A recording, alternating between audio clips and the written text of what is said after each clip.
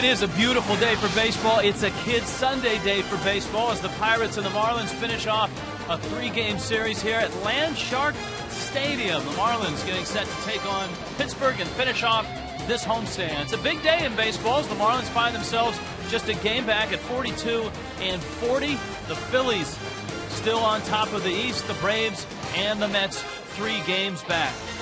Hi, everybody. Rich Walsh along with Tommy Hutton. Busy day in baseball. You've got the Marlins and the Pirates here. You've got the All-Star selections moments away, and Marlins are hoping that they'll hear Hanley's name and Josh Johnson's name. Yeah, absolutely, and I know Hanley's not in the lineup today, but should be maybe at the last minute getting a whole lot of votes because he deserves to start. Marlins, I think, and we saw the standings, are starting to get into this race. Hanley made a comment the other day that, hey, we're just trying to stay in this race, do the little things. It's a pennant race now.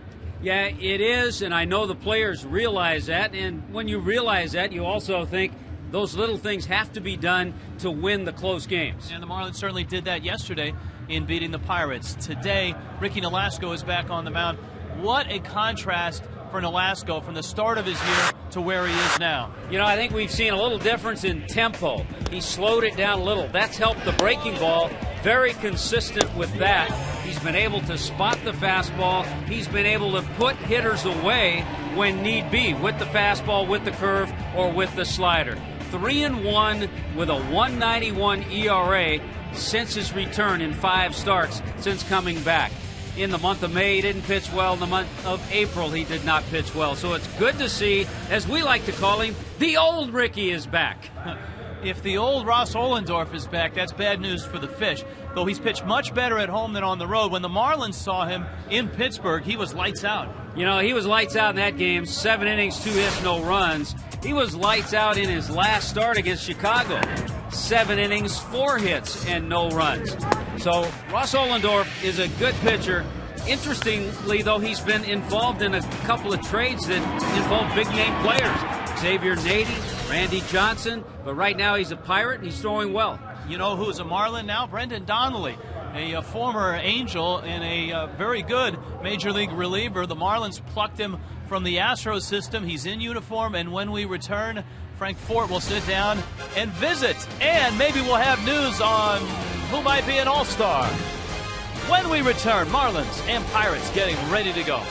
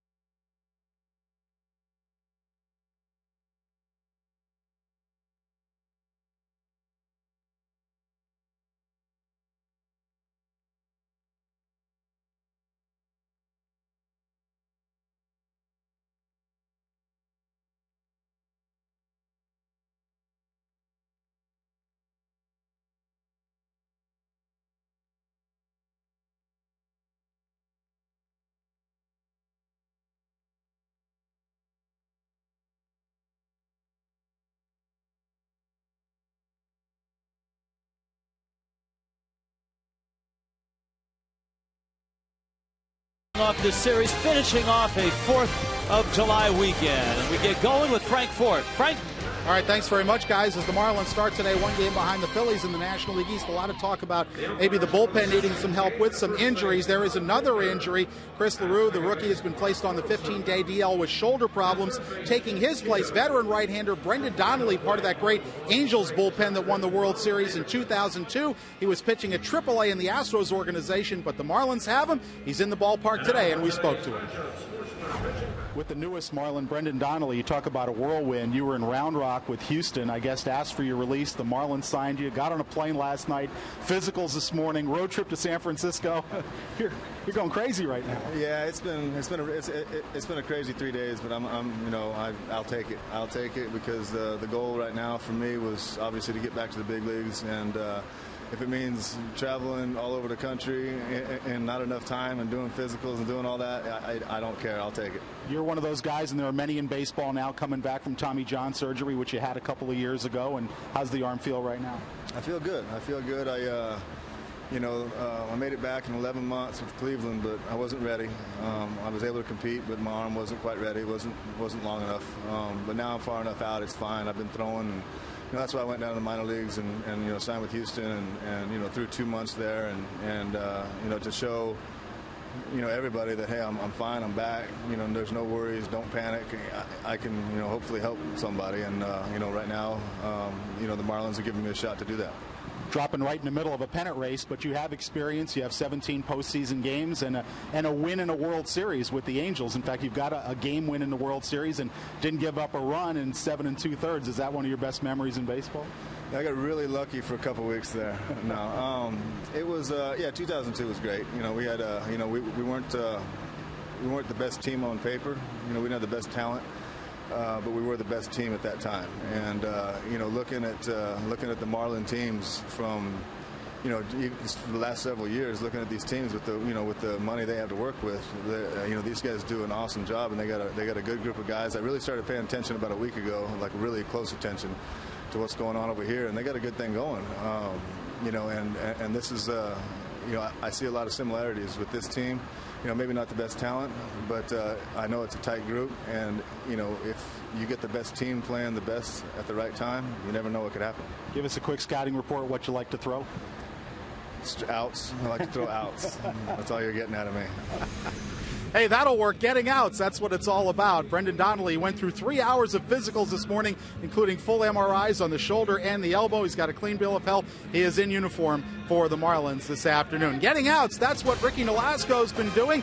Ricky's been terrific his last 5 outings. He'll try and get the series win today against the Pirates, going against Ross Ohlendorf. The finale, the last home game before the All-Star break. Rich and Tommy with all the action coming up next.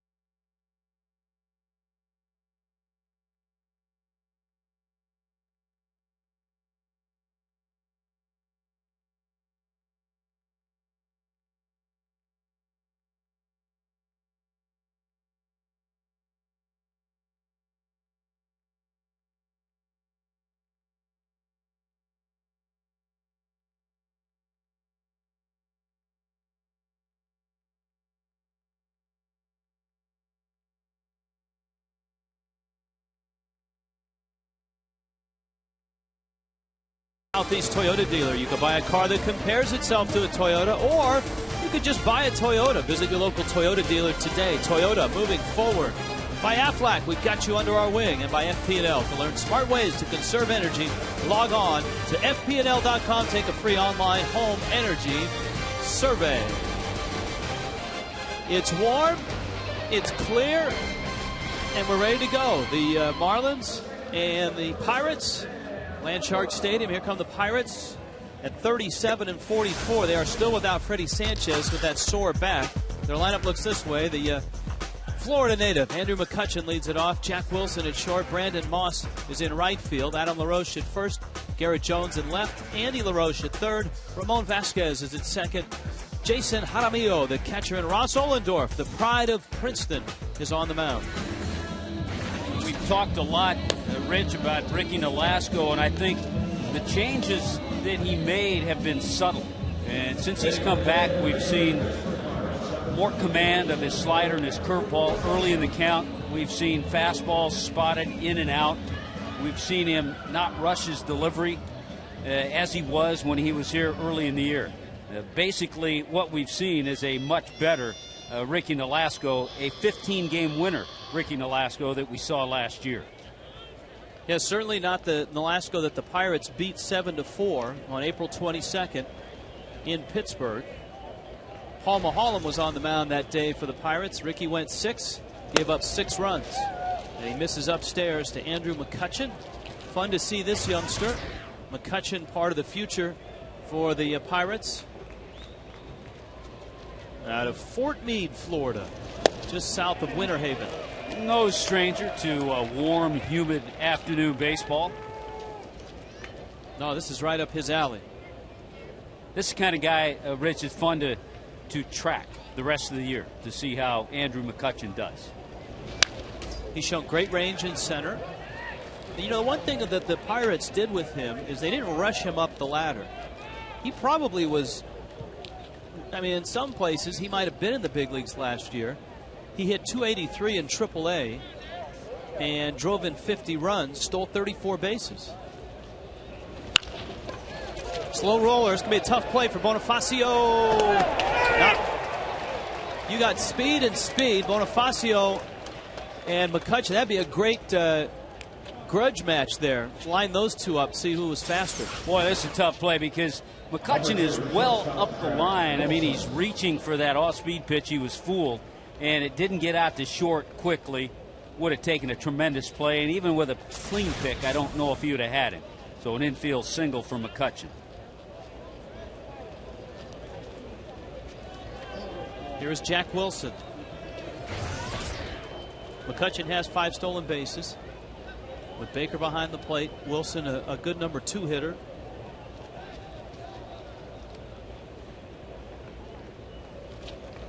Ricky comes up with a fastball, and it's 1-0.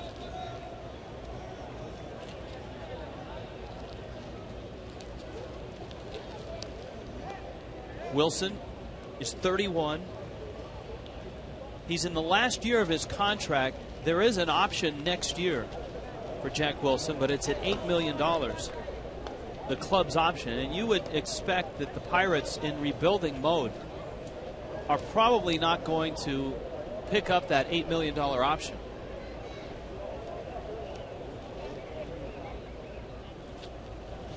And as we've talked about, I think you and I both think that Wilson is a underrated player simply because he hasn't had the exposure in a very solid 9-year career. Well, I tell you what, they better have somebody ready who is a solid player to take his place if in fact they don't pick up his option.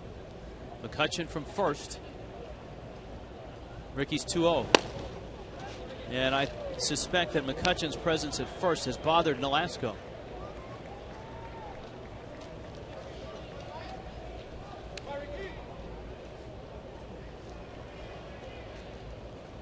Reno.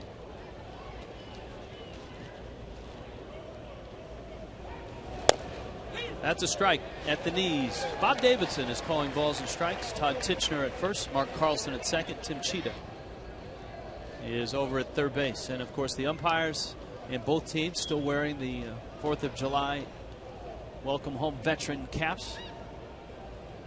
Those will be worn one more time this year on September 11th. McCutchen's running, and Nolasco walks Wilson.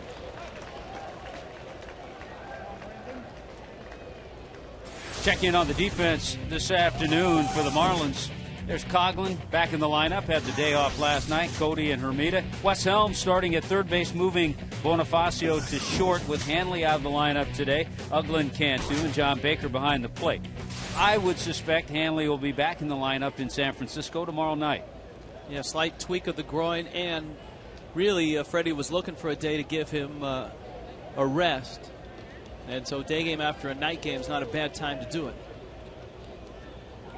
But Nolasco, with first and second and nobody out, gives up a fly ball to right, not too deep. Hermida comes over, McCutcheon tags, and that's a good out to get for Nolasco. Now the All-Star team is being revealed as we speak, and they have unveiled the American League starters. We do not have the National League starters yet. American League starters. Number 25, first baseman Adam LaRoche. Presto changeo. There we go. There they are. How about Jason Bay, former Pirate? Yep. Ichiro leading the league in hitting. Pedroia ended up at second base. That was a close race. And Teixeira at first. Longoria, the third baseman. Joe Mauer. Fans wanted to see Josh Hamilton. He's had an injury-plagued first half, has not put up great numbers. Bay and Ichiro certainly deserving. Yes. Ian Kinsler got edged out there by that Pedroia. That was the close one, and that's really, if you think about it, a tough one. Kinsler's having a little better year this year, especially power-wise, than Pedroia. But certainly two second basemen kind of out of the same mold. LaRoche swings and misses. Now LaRoche hurt Nolasco in that start in Pittsburgh. He was 3 for 3 against him. It's that good slider, down and in. You know, the other second baseman that's deserving in the American League is Aaron Hill, guy we saw up in Toronto. 0-2. Let's see if he can finish LaRoche off. Yes. Went right back there with the same pitch.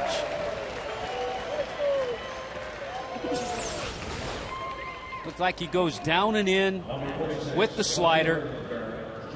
And that's just a tough pitch for any left-hander to get to. Those type of pitches we did not see from Ricky the first couple of months. Here's Garrett Jones, who's 1 for 7 in this series.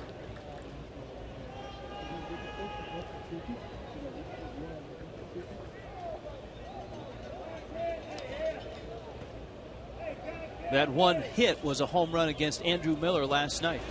Yeah, you have to be careful with this guy. He just joined their club. He only has 4 hits. He's 4 for 16. But of the 4 hits, a double, a triple, and 2 home runs.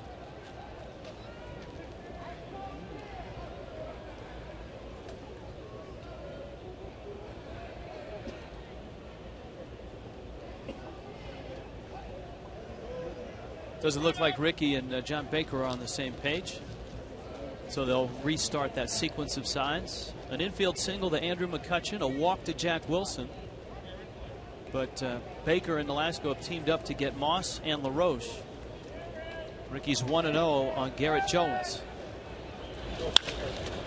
On the ground, that would be Cantu. And that would be a nice escape by Nolasco. We're scoreless going to the bottom of the first.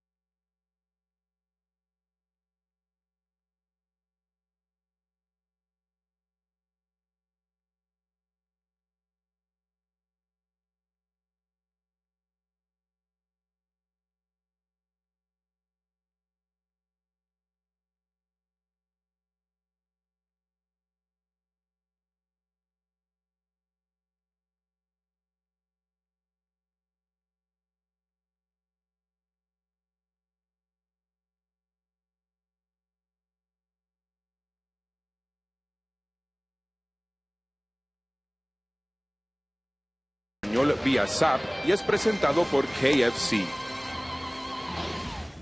Here's the Marlins lineup.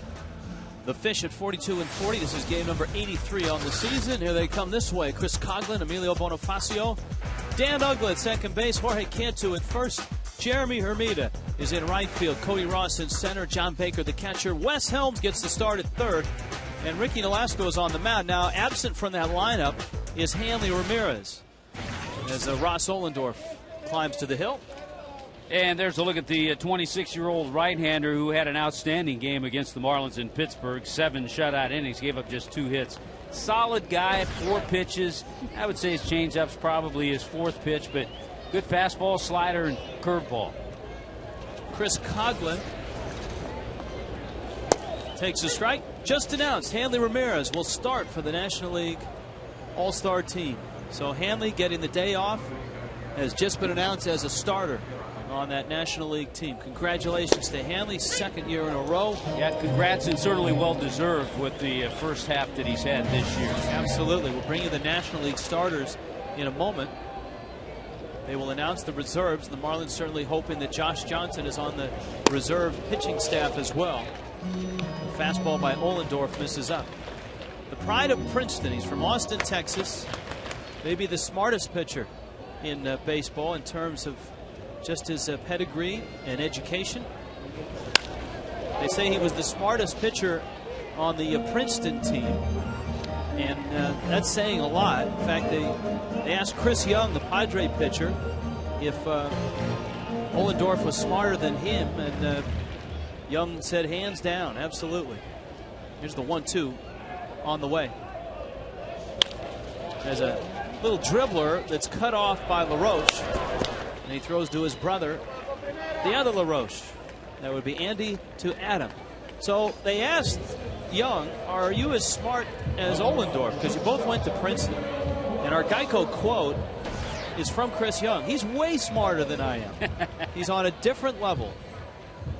There's a terrific column by Tim Kirkjian, our good friend, back about a month ago, talking about Ohlendorf and his Ivy League education. Bonifacio stands in. 4 hits yesterday for Emilio. Yeah, there was some question as to one of those. It was changed back to a base hit, but his first career 4-hit game, hitting in the leadoff spot last night with Chris Coghlan out of the lineup. Bonifacio fouls it back. And quickly it's 0-2. So Hanley is an all-star starter. The National League reserves about to be named. 0-2 coming. Ouch. So that knocked the mask off of Jaramillo. Yeah, Ohlendorf's been in a nice groove too his last 2 starts. He's gone 7 innings. And I mentioned his last start, a 3-0 win against Chicago. Gave up just 4 hits and no runs in his 7 innings. His comfort zone seems to be PNC Park. Yeah, he's not pitched as well on the road. At home, 5-2 with a 3.38 ERA. On the road, an ERA at 5.7. You have the feeling, though, Rich, with his intelligence, he'll figure that out. But he was a double major at Princeton, operations research and financial engineering.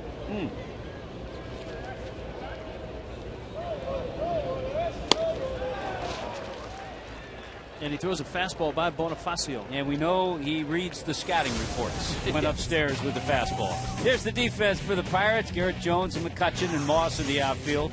LaRoche and LaRoche at the corners. Jack Wilson, Ramon Vasquez up the middle, and Jason Jaramillo behind the plate.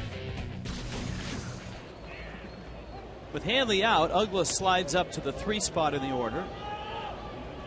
He's got Cantu behind him.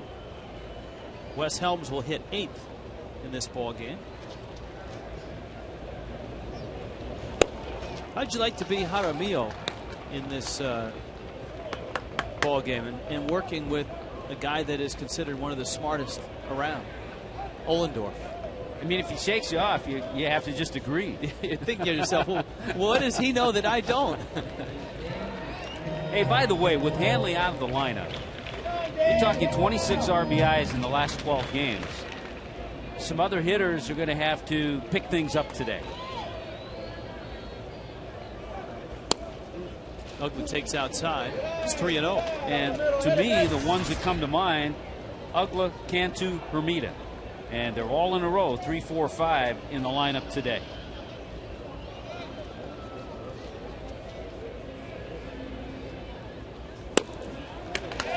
Down low. So Ugla draws a 2-out walk. Mikasuki brings you our weather. Come play our way. The Dolphin, 91 degrees. Partly cloudy. Up next, San Francisco, where it'll be nice and cool by the bay. All right, here are the National League starters. Any surprises in here? Well, no surprises in the outfield. You got a couple of guys on the DL, though, in Ibanez and Beltran. No surprises on the left side or the right side or behind the plate. We'll bring you the American League reserves and the National League reserves when they are named. Cantu takes a breaking ball outside. And, of course, that game being played in St. Louis, so Molina and Pujols will be wonderfully accepted in their announcements.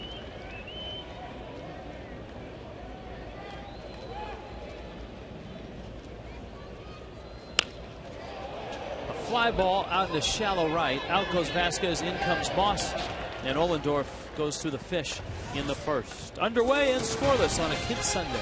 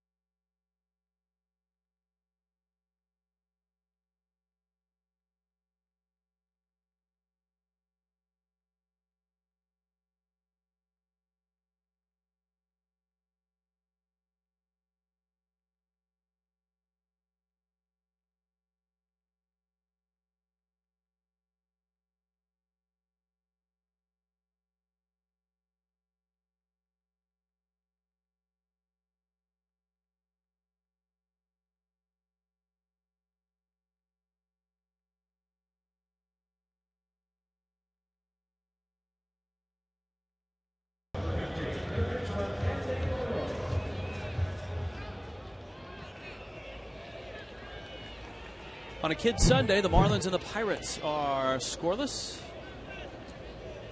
Lots of kids at the ballpark.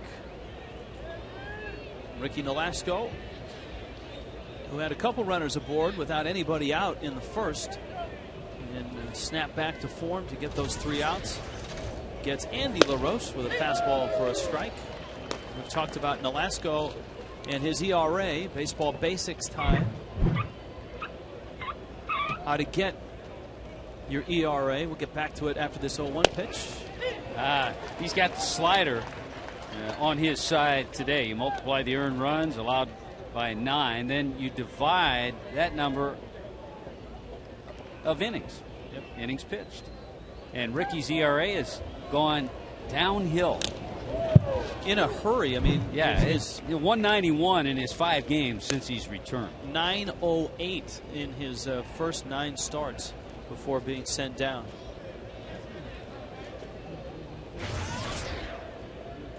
See if he goes a little further away.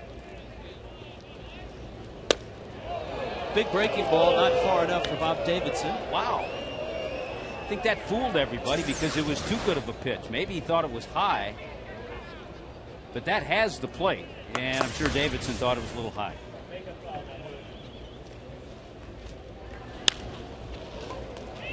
LaRoche figures he better swing at that pitch. And Hermita's over, and he makes the catch. That's just great pitching by Ricky Nolasco.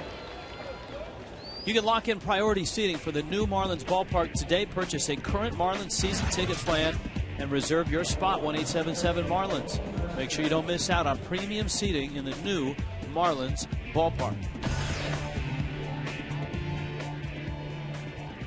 In the new Marlins ballpark, you won't have to sit in the hot sun on a day like this where the temperatures are in the 90s. Yeah, you won't have to sit and fan yourself.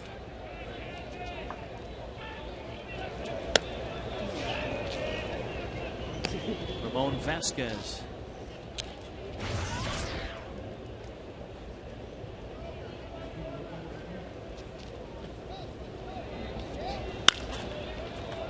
Fly ball left field, Coughlin over. And it's out of play.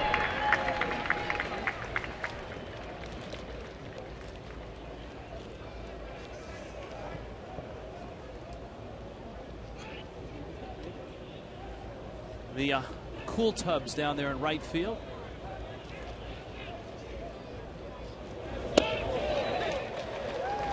Okay, we've seen the good curveball. We've seen the slider. He threw some good sliders to Adam LaRoche and to Andy. And we've seen him work his fastball. Here's the 1-2. There's a good fastball. Nolasco actually took a little bit off of that one. Vasquez and the Pirates head out of town. The Marlins go to San Francisco, high definition. And the Marlins run into a very good right-hander in Matt Cain. Late night with the Fish. Tomorrow night from San Francisco. 1-2 coming. Yeah, the Marlins missed Matt Cain in that series here, but they saw Randy Johnson and Tim Lincecum. They missed Lincecum and Johnson and get Cain, Zito, and Sadowski. Sean West, Josh Johnson, Chris Volstad for the Fish in that order. In that series, at the knees, down goes Vasquez. Second strikeout for Nolasco. Again, a little bit of everything, and finally freezes him and puts him away with a perfect fastball. Outside corner, knee high.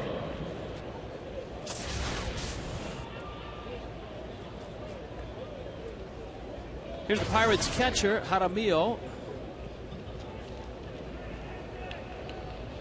Pirates, as we described on Friday night, a team that has lost some guys in the course of the season to trades. Nate McLouth to Atlanta, Niger Morgan, Sean Burnett to Washington, Eric Hinsky to the Yankees. They've had a few injuries. Sanchez has been out of this series. Ryan Domit, their regular catcher's out.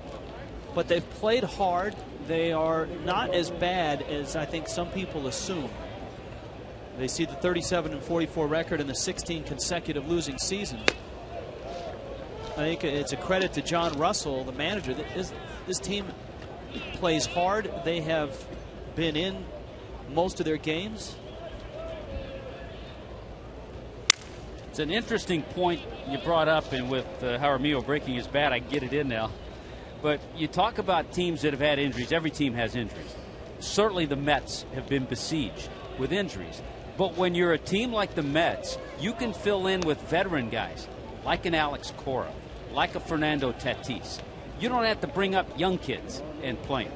And that's a little bit of the difference in a team such as the Pirates and the Marlins compared to a team such as the Mets. Look out. That ball was smoked by Jaramillo. And everybody's okay. That's good to see. Kids, bring your gloves so you can protect Dad. Yeah.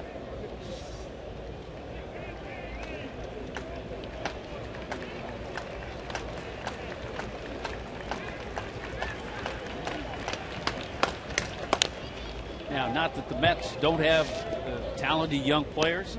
Daniel Murphy has been filling in first base, left field. Nick Evans. Fernando Martinez. Fernando Martinez, the youngster, hit his first home run the other night.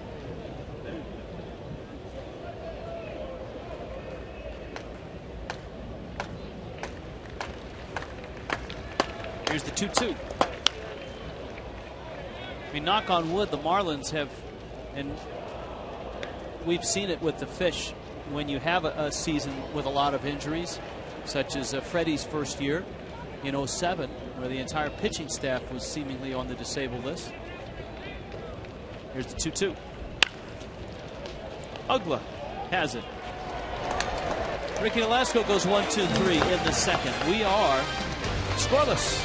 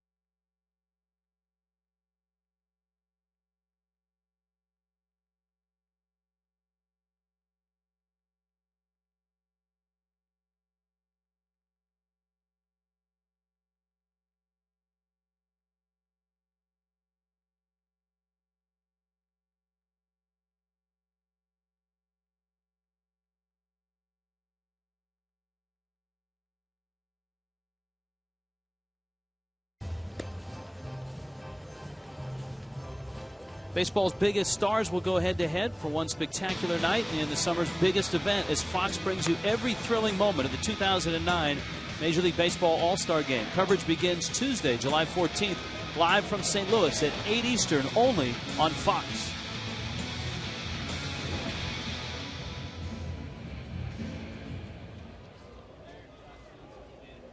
Jeremy Hermida climbs in, and good news for the Marlins.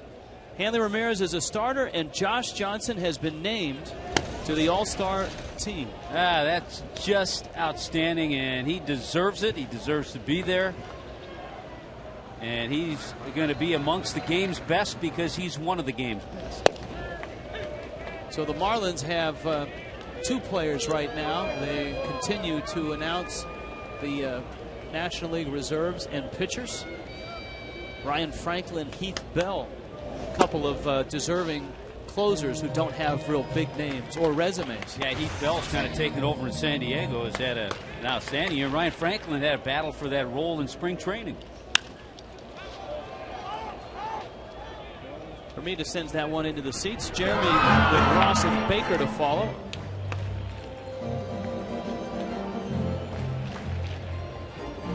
Of course, Heath Bell, a former Met, and kind of interned under Trevor Hoffman in San Diego.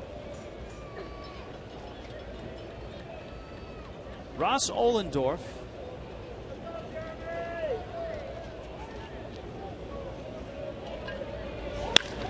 And Hermida barrels that one up, drills it into the gap. That one's going to get out to the warning track, all the way to the wall. Let's see if Hermida can turn second and get to third. He will try. He will get there. Nice work by Jeremy Hermida. It's been a tough go the last couple of weeks for Jeremy Hermida. Not a lot of base hits, not a lot of extra base hits, but a great swing there. File that one away. Keep it right there, Jeremy.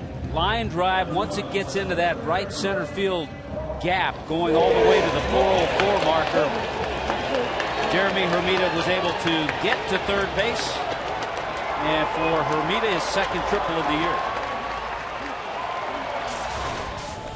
Cody Ross now with a chance to put the Marlins on the board. Infield's back. Ollendorf misses outside. You know, Cody Ross, if you look at his numbers this year, his batting average is up to 280, 14 homers, 48 runs driven in. If he were in the next 3 or 4 days to have a couple of big games, he could put himself in the category of some of the guys that are on that all-star team. Especially when you start looking at him as purely a center fielder and putting his numbers up against other center fielders. Yeah, there are some guys that are having big years. But as we just showed you, there are 2 outfielders who are hurt in the starting lineup for the National League. Carlos Beltran out in right field, and Raul Ibanez in center field, and Raul Ibanez as well. Ross fouls it back. So there will be, because neither of those guys are going to be able to play, they will be able to add a couple of outfielders to the roster.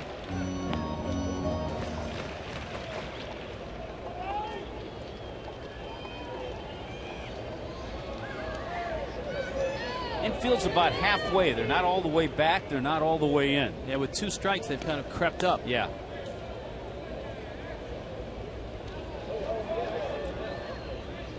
Ollendorf looking for a strikeout. Ross looking for contact. They hit him.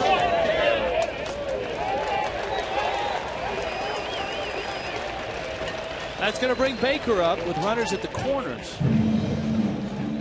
Yeah, Ollendorf trying to run this fastball in. It takes off on him. Cody just can't quite get that hand out of the way. Now the infield will set themselves a double play depth. A little different situation now.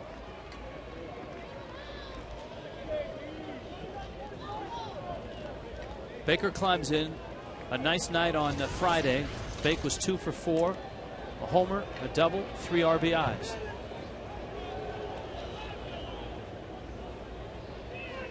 Nice piece in the Sun Sentinel today about Baker and Jim Presley getting back to what Baker calls his comfort zone, and that's driving the ball to left field. Baker saying that he was happier with the double off the left field wall than the homer to right field. Yeah, you like to hear that. And he tries to shoot it to left field. And of course he gave way to Ronnie Paulino last night with the left-hander Zach Duke on the mound. That's been a nice platoon setup. It's worked well. It's that tailing fastball and good swing. He didn't try to roll over on it.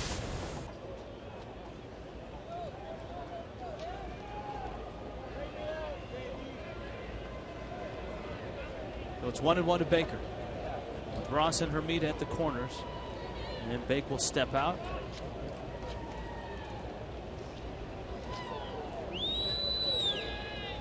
Yeah, Ollendorf actually a 4th-round draft pick of the Diamondbacks.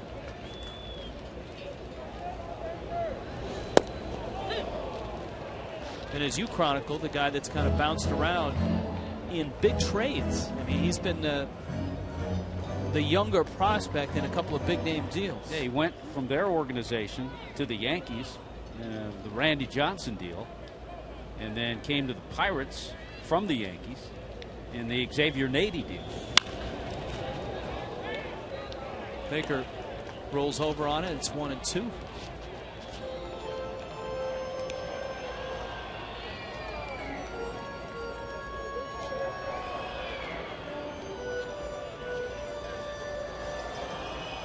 Hermida tripled. Ross was hit by a pitch.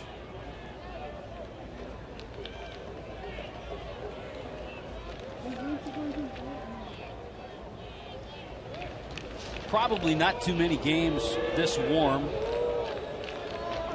when he was pitching for Princeton. Although he grew up in Austin, Texas. But he grew up in Texas, so that kind of evens things out. His mom, a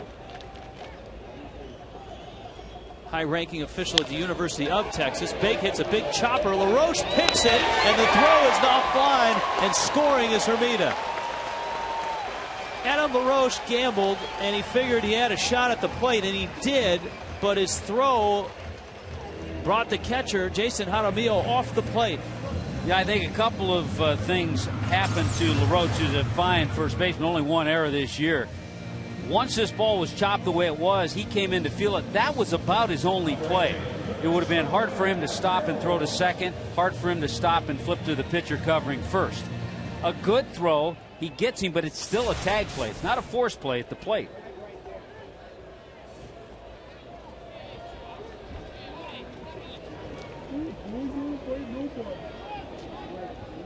Baker's going to get an RBI, whether he gets a hit or a fielder's choice.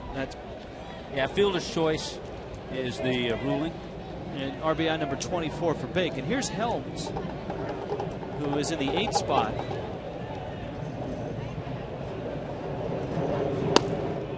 Ohlendorf misses up. Nobody out. The Marlins are on the board first in this one.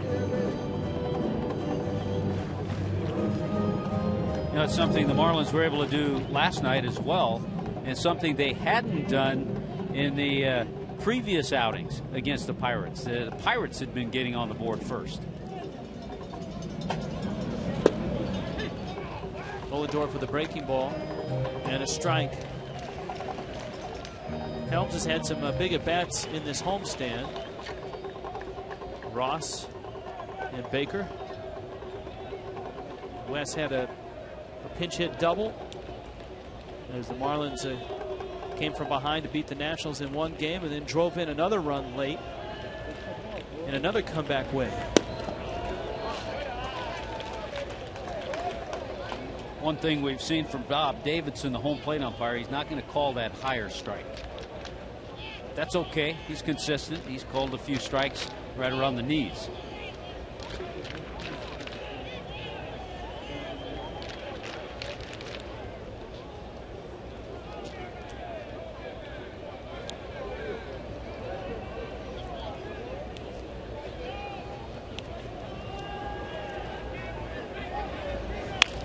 Helms fights it off right field. Moss is not going to get it.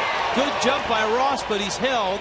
And a strong throw. It's probably a good thing that Cody stuck around at third base. Moss got to the ball quickly.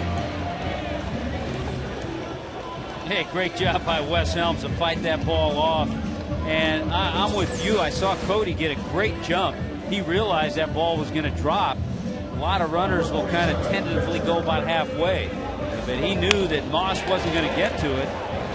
But still, because Brandon Moss got to it quickly, because there's nobody out, Bo Porter held him at third base. So Wes is now at first. Baker now at second. And the bags are loaded. Here's Nolasco. Then you got the top of the order, Coughlin on deck. If you're thinking squeeze, put it out of your mind, because it's not going to happen. If you hope that Ricky hits the ball well, you also hope he doesn't hit into a double play. That's a little chance you take. But with nobody out and a chance to have a big inning, you don't go for that squeeze and try to get in one run. 1-0. Ooh, a low strike. And a big difference between 2-0 and 1-1. Yeah, more apt to get that pitch a strike than the pitch up. We've seen that. Wow.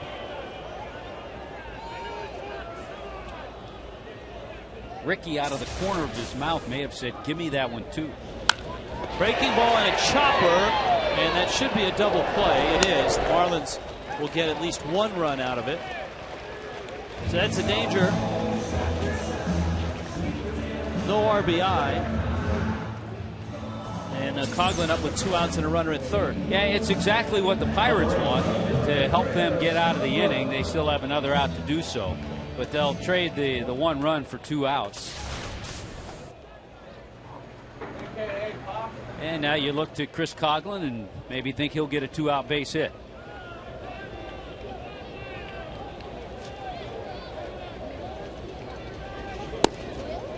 Ohlendorf misses inside. Coughlin bounced out his first time up. 2 runs across here in the second.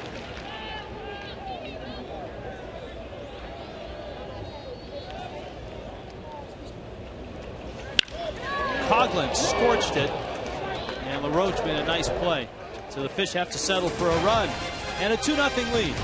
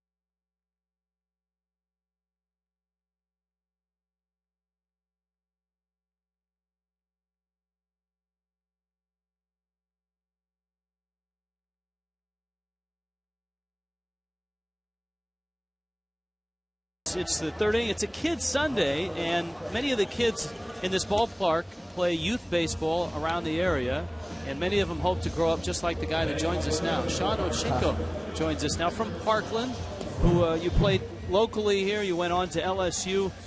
You have a World Series championship, and now you've been drafted by the Blue Jays, and you're headed to rookie ball. Is that right? Oh, exactly. Yes, I'm real excited about starting my professional career. You know.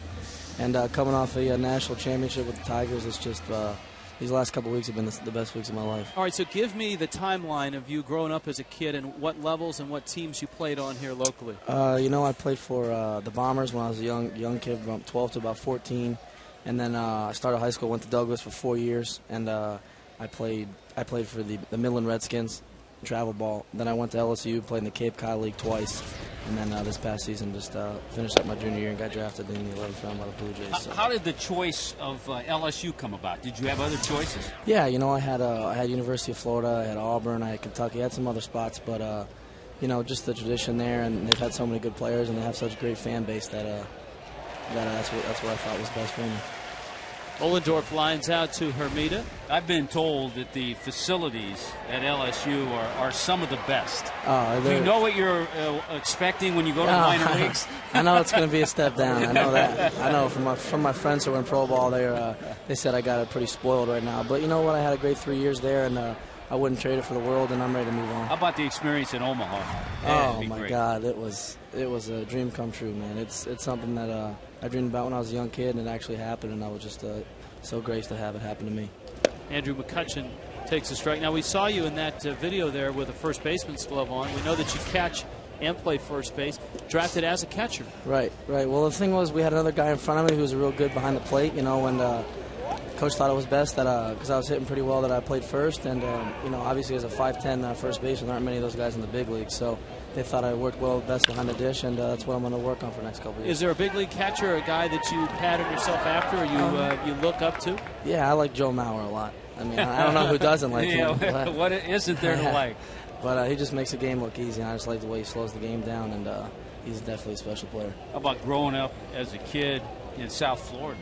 Any teams? You follow the Marlins or any other teams? Yeah. I know I follow the Marlins, definitely. I remember back in the day when we had Beckett and Ivan Rodriguez and all those guys when I was growing up, and I remember coming to the first... Who's probably a little shorter than you. Yeah, he's probably my height, yeah, you know, yeah. but he was a great player, and I grew up watching the Marlins for a while, man.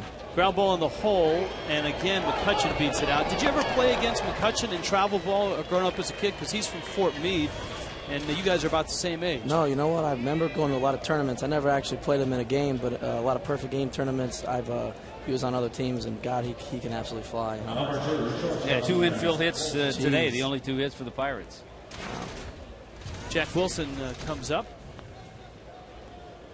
Marlin games as a kid coming out? Right, no, I used to come out a bunch, man, and I haven't been home in the last 3 years, so this is my first game in a while. But, I mean, the Fish got a good team. They got a young squad, but they're definitely playing well. McCutcheon at first. Nolasco. You have, I expect, a new appreciation for gumbo and all things Cajun. Yeah. They cook anything up there, man. They're not shy with the food. They like people in Louisiana like that. Throw anything in the gumbo. Oh, anything. Chicken, frogs, anything. It's ridiculous. How about Toronto now? Do you start looking at who's ahead, different positions? Have you gotten to that point yet? I mean, I haven't thought too much about that, but that's obviously the main goal is to make it to the big leagues. You know, I'm not here to be a career minor leaguer. You know, I want to make it to the show. You know, but it's got to take it 1 year at a time. You know, and if it's in the cards, it is. But I'm gonna give it my best shot. Wilson fouls it at the plate. Jack Wilson walked back in the first. Nolasco stranded a couple in the first. Worked a 1-2-3 second. But with McCutcheon at first base and an out, Ricky trying to keep McCutcheon close and pitch carefully to Wilson. Well, he had a little of this scenario in the first inning when McCutcheon had that infield base hit, and then he walked Jack Wilson, but Ricky was able to put it together and get the next 3 hitters.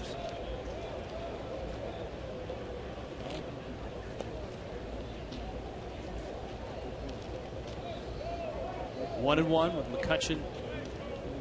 Good sized lead.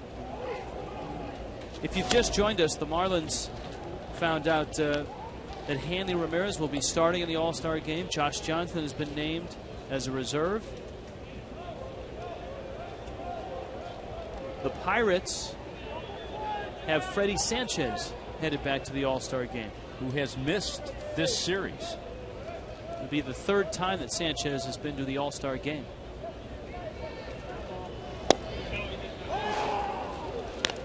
And I don't think any questions surrounding Freddie Sanchez hitting .316, 25 doubles, right up amongst the leaders in that category.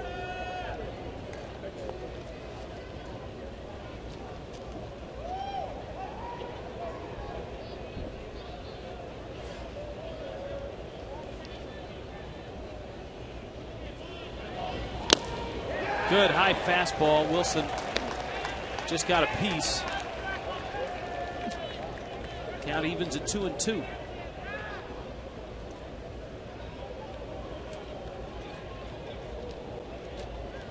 Wilson, a Southern California kid when he was a kid. Thousand Oaks, California. Sean, what type of advice do you give to Little League players in this area? Because I'm sure you go out to or are involved and get a chance to see young players. You know, I really I have 2 younger brothers who's 15 and 10, and I tell them just to play the game because they love it. You know, there's no other reasons. You know, you should play the games because you enjoy it and it's something that you love, and you know, that go out there and work hard and don't hold anything back. You know, shoot for the stars. So that's what I try to treat my brothers. Could you imagine yourself in a situation like the LaRoche brothers? Oh God. That'd be a dream come true, man. That's awesome. Are your brothers both players? Yeah, my brother's a 16. He's going to be a sophomore at Douglas, and he's going to be much better than me. I think that's usually how it works. But it'd be unbelievable if one day me and him got to play on the same big league team. I mean, I can't even comprehend that. How about your other brother? He's 10, and he's going to be a little ball player too. You know, we got him. All of them are catchers somehow. You know, they're all kind of short and stocky, so that's really the only spot for them, and they're not very fast. So, how much catching gear is in your garage? Oh my God, sets after sets. Was man. that encouraged when you were younger? You know, it was. My dad was a football player. You know, so that kind of mentality, and you know, my family's not very tall, so we kind of narrowed it down to catching and second base, and I didn't have the wheels for second, so we just kind of that was it. That's all we had left. Yeah, so. You talk about mentality. Of course, Freddie, a catcher in his minor league days, but John Baker has one of the best mentalities for a catcher that I've ever seen, and he's done a great job with the Marlins. Oh, I heard he was a great guy, and that's the first time I've seen the head coach in the dugout. He's a pretty big dude, man. Yeah, yes, he is. 2-0.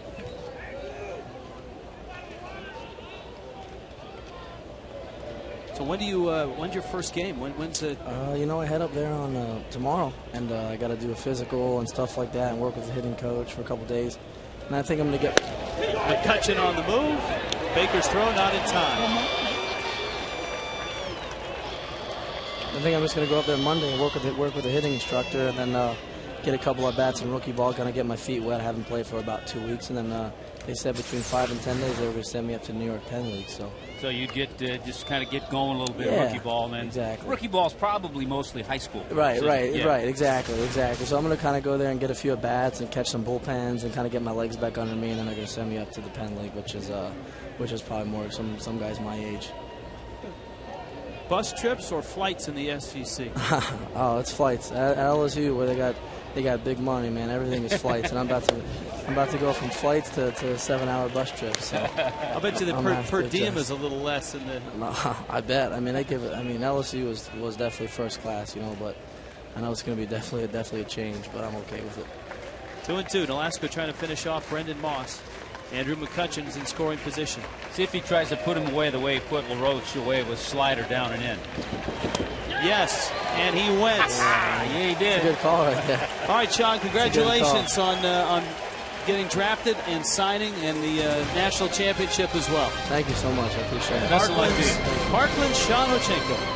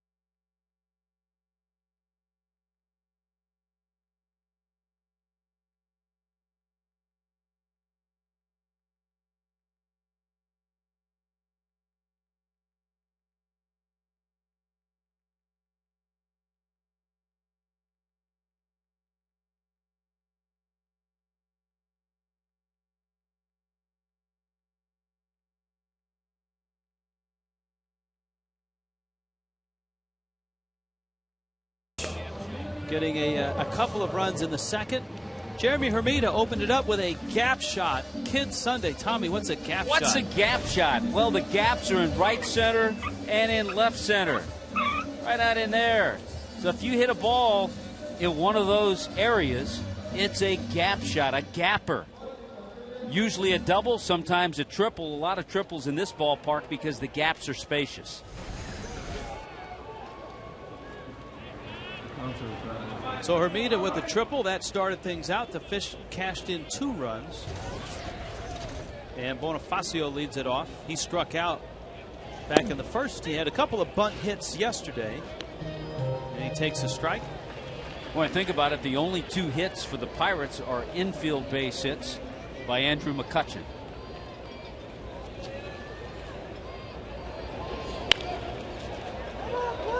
Little pop-up. That's going to end up foul.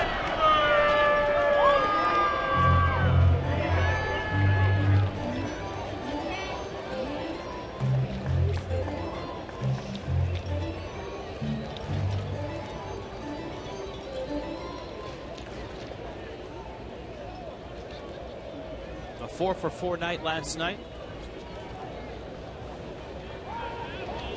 And on this homestand, and really over the last 2 or 3 weeks, Tommy, we see what the Marlins have been waiting for.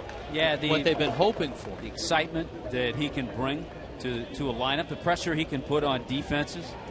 If he could put together a second half filled with what he's done over the last 2 weeks, then all of a sudden that's a dynamic the Marlins have not had, and that could change things. See if Ohlendorf goes up with a fastball again. Breaking ball. And a flare. Jones is there. Ugly coming up with 1 out. And we check in with Frank Ford. Hey, Frank. All right, guys, thanks very much. We originally talked about this when the Marlins played in Pittsburgh, and I believe we recently had an email on an Email Tuesday about the 2 kids that the Pirates signed from India. They came out of a reality show called $1 Million Arms. Well, yesterday for Bradenton in the Gulf Coast League, Rinku Singh and Dinesh Patel made their professional debuts. Singh gave up a run on 2 hits through 19 pitches in the inning. Patel had a 1-2-3 inning in which he needed only 8 pitches. So the 2 young men from India, kind of a baseball version of Slumdog Millionaire, making their professional debuts yesterday for the Pirates in the Gulf Coast League. And guys, just another example of the globalization of baseball. That one fouled back. Yeah, that one, that's an interesting situation. Guys that really hadn't been around the game much, but the Pirates hoping to catch lightning in a bottle, so to speak.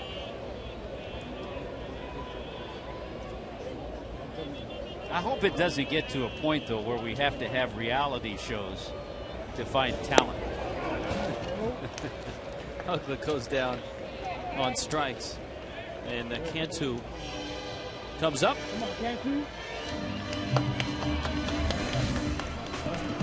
Well, the Marlins have announced that you could be one of the few to put the shovel in the ground for kids 12 and under. Submit your essay to help in groundbreaking. 500 words or less. The deadline is July 13th. Go to Marlins.com for more details. That would be a fair ball. Into the corner it goes, and Cantu saunters into second with a 2-out double. Well, you know what? The shovel wasn't in the ground, but the hammer was to that fastball in. The hammer put on by Jorge Cantu, 22nd double this year. And to crush this ball the way he did, look at that fastball run inside and his hands move in quickly. Always tough to keep that ball fair. And lined it right over the bag and got the 2-out double. Yeah, Cantu has that ability, and not a lot of hitters do, to keep the hands back enough that you don't hook it when you pull it. That's always a sign of when you're swinging well. Mike Lowell would go into little funks. When he was not swinging well, he'd hook it foul. But when he was swinging well, he'd keep that ball fair. Meda takes a strike. I don't think Jeremy was all too pleased with that call. You can see him shake his head.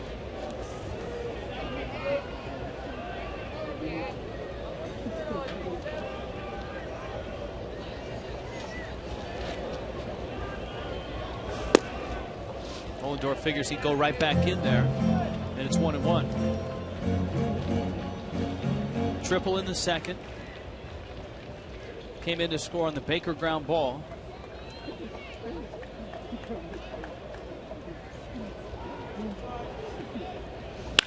Up the middle into center field. That's a base hit. Cantu round third, and he will score. Jeremy Hermida with a big day so far.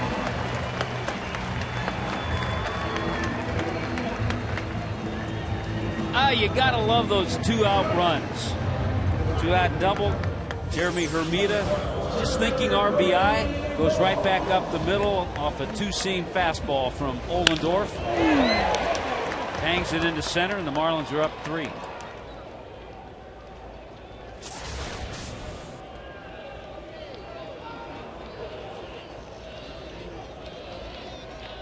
And here's Cody.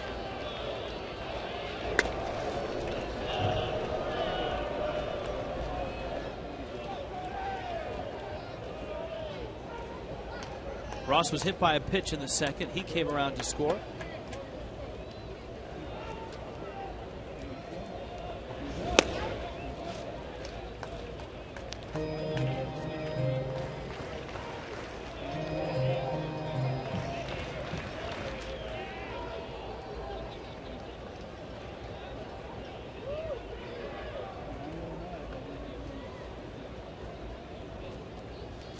Ross Ohlendorf. That one pulled foul. This copyrighted telecast presented by authority of the Marlins may not be reproduced or retransmitted in any form. Counts and descriptions of this game may not be disseminated without the express written consent of the Florida Marlins. Here in South Florida on a broiling afternoon, 91 degrees.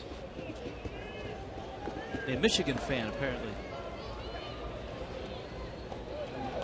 Hermida is running. Pitch is high, and Jeremy swipes second. Good jump, good slide. 5th stolen base of the year. Everything fell into place right there. Got a good jump, got the right pitch to go on. There's an unbelievable jump. And Jaramillo's throw was too high, but it wouldn't have mattered. It's a great jump by Hermida. Yeah, even a good throw doesn't get him.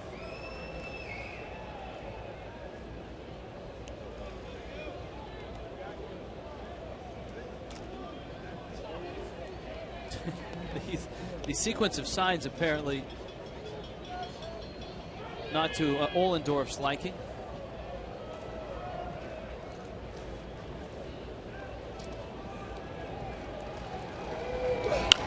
Cody got a high fastball. See, a guy like Ohlendorf, Rich, would be tough as a hitter to think along with. But then again, sometimes a pitcher can outthink himself and be too intelligent.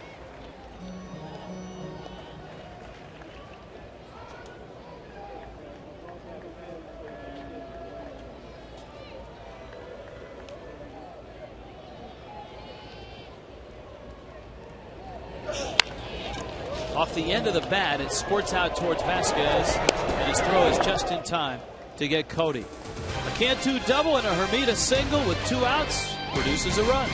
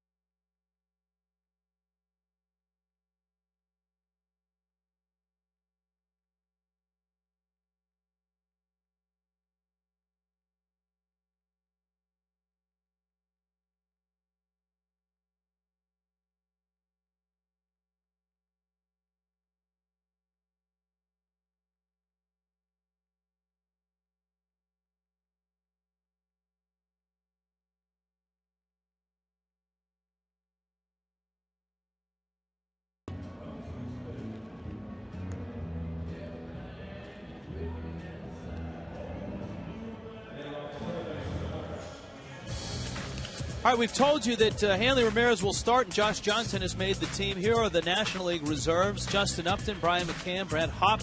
Look at Hunter Pence getting in there with Miguel Tejada, who deserves to be in there for sure. The O-Dog's in. Prince Fielder's in. Brian Howard. Pirates, Freddie Sanchez. Adrian Gonzalez. And Ryan Zimmerman for the Nationals. A couple of names. I mean, there's always going to be names that you don't see. Here's that pitching staff.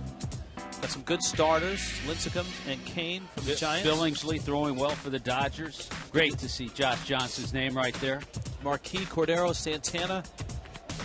K-Rod makes the team as well. I'll tell you the 2 names that jump out that I didn't see, and that's always going to happen. Pablo Sandoval and Adam Dunn. Well, remember, there's one more player to be named in the final vote. And in the National League, those players are Pablo Sandoval, Shane Victorino, Matt Kemp, Mark Reynolds, and Christian Guzman. Yeah, Reynolds with some big power numbers. Guzman, we've seen he's having a steady year, so can't go wrong really picking any one of those guys.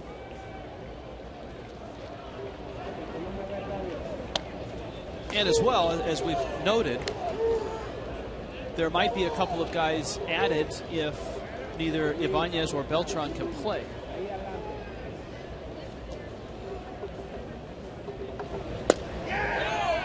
Inside corner.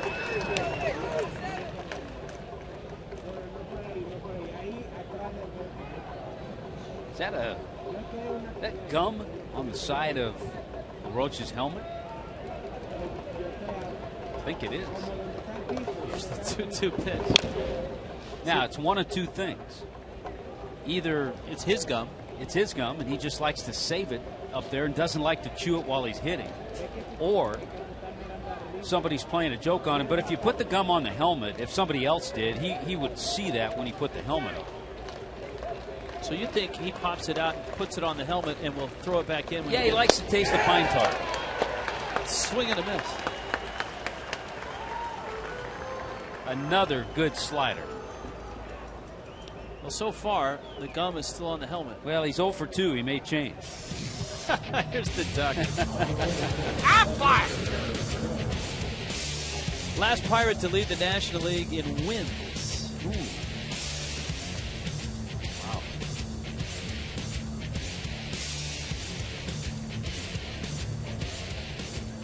Do you have to go back to the 70s for I'm thinking like Rick Rhoden, Don Robinson, Bruce Keeson. But I think I'm thinking wrong.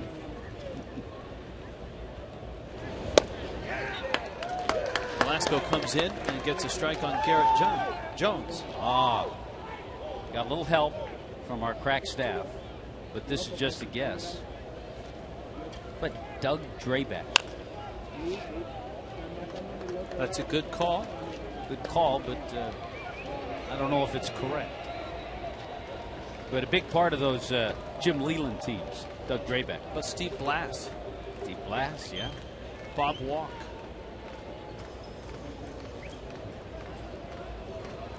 Bob Moose. Or John Candelaria. It's just fun thinking Pirate pitchers.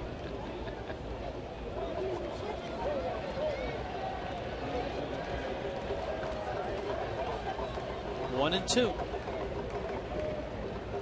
Marlins have a 3-0 lead here. And he turns on that one. Jones muscles out a single. So Pittsburgh has a runner with Andy LaRoche coming up. Our Toyota trend. Toyota moving forward. Skipper of the Pirates, John Russell. The Pirates have won 5 of the last 6 meetings, 9 of the last 14. And it's, as we pointed out, a matchup that in Marlins history, just for some reason, has not gone the Marlins' way. John Russell, a former catcher at the Major League level, caught Nolan Ryan's 6th no-hitter. Which one did you get to call? The 7th and final no-hitter that was caught by Mike Stanley.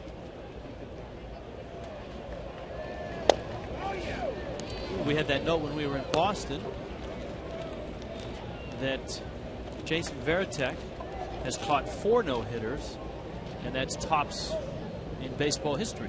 Hey, Tommy, by the way, I was in the office the other day doing some work. I had MLB Network on, and they were replaying that game.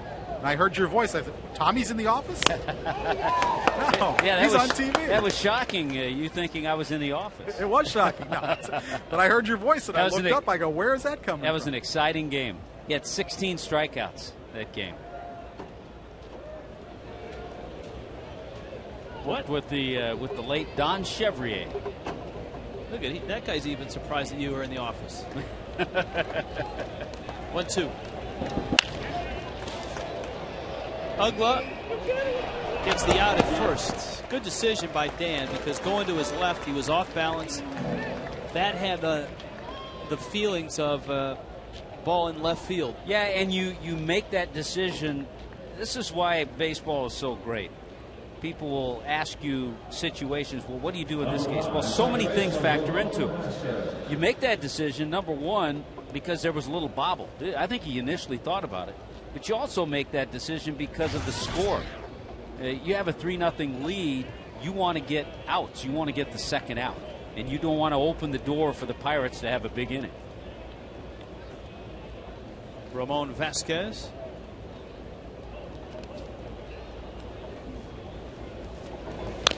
But Freddie Sanchez continuing to stay on the shelf, even though he was named to the All-Star team. Still out with a back injury. Vasquez, the 32-year-old from Puerto Rico, who's been there and done that with Seattle, San Diego, Boston, Cleveland. Last year he hit .290 in Texas.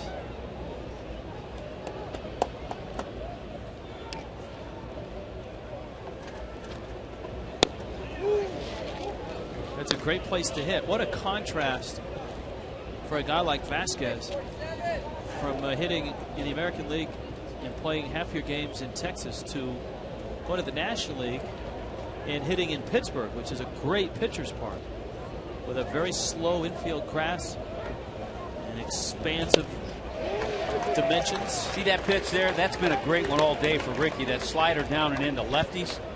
They see the pitch, start to commit fastball, and bottom just falls out of it. That one didn't break as much in. The bottom fell out of it, but at 84 miles an hour, that tells me that was the slider.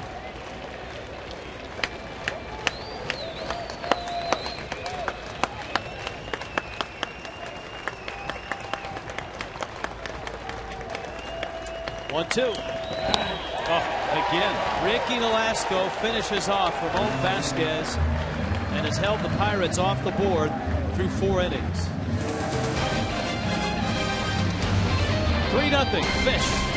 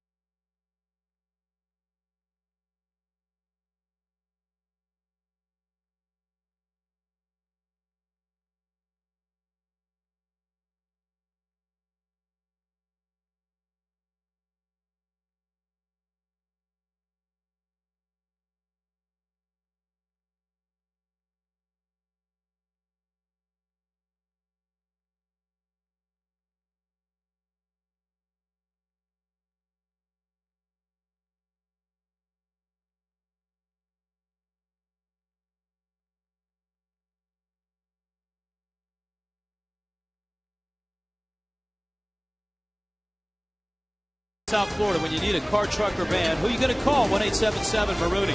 By Checkers, Little Place, Big Taste. By Corona, official sponsor of the timeout. And by Bluebell Ice Cream, try their newest flavor, Nutty Chocolate, during National Ice Cream Month. Now that looks good on a day like this. Yeah, that looks real good.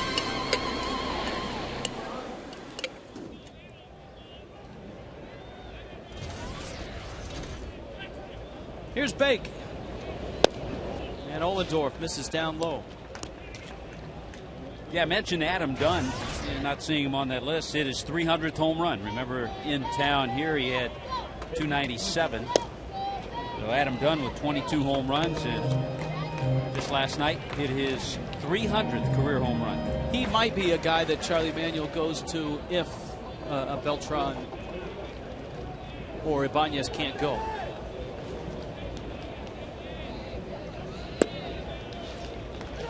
And I think in a Pablo Sandoval case, you have a guy who can play a couple of positions, third base and first base. A number of first basemen, though, 3 first basemen already on the team.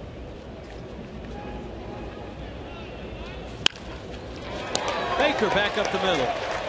And John with a couple nice at-bats.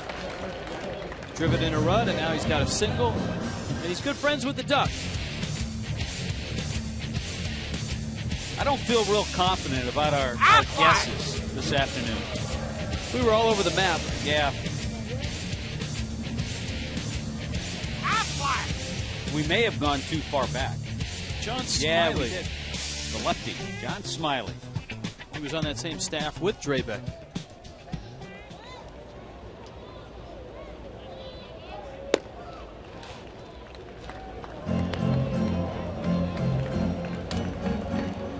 Wes Helms. Ohlendorf in this heat has thrown 60 pitches.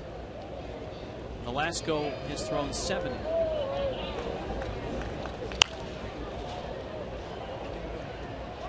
Wes fouls it up into the seats. If you had a little more speed at first base, you still may try it. This would be a hit and run situation with Ricky Nolasco on deck.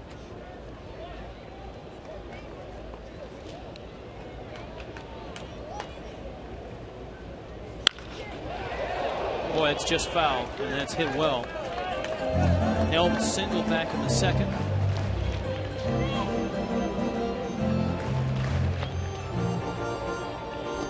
Marlins a little more comfortable against Ohlendorf this time than they were back in April. Back in April, not only did he beat him, but the Marlins really didn't hit many balls hard in that game. Now we mentioned just 2 hits. He walked 1, struck out 5.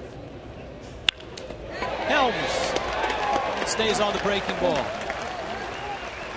And this sets up nicely for Nolasco with runners first and second and nobody out. How many times have we said this all year? Another good at bat from Wes Helms.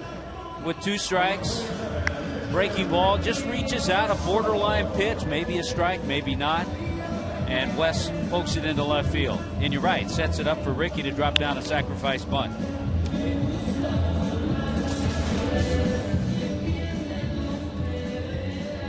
West getting the start with Hanley out of the lineup.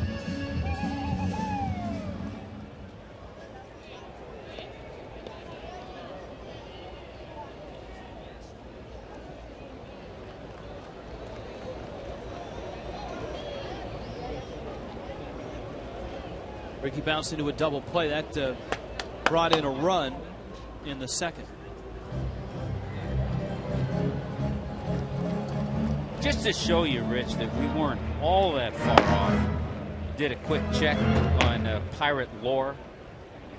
And Doug Drabek led the league with 22 wins, but 1990, he had his big year in 90. Wheel plays on, and Nolasco saw that, and he took a shot, and he just missed it.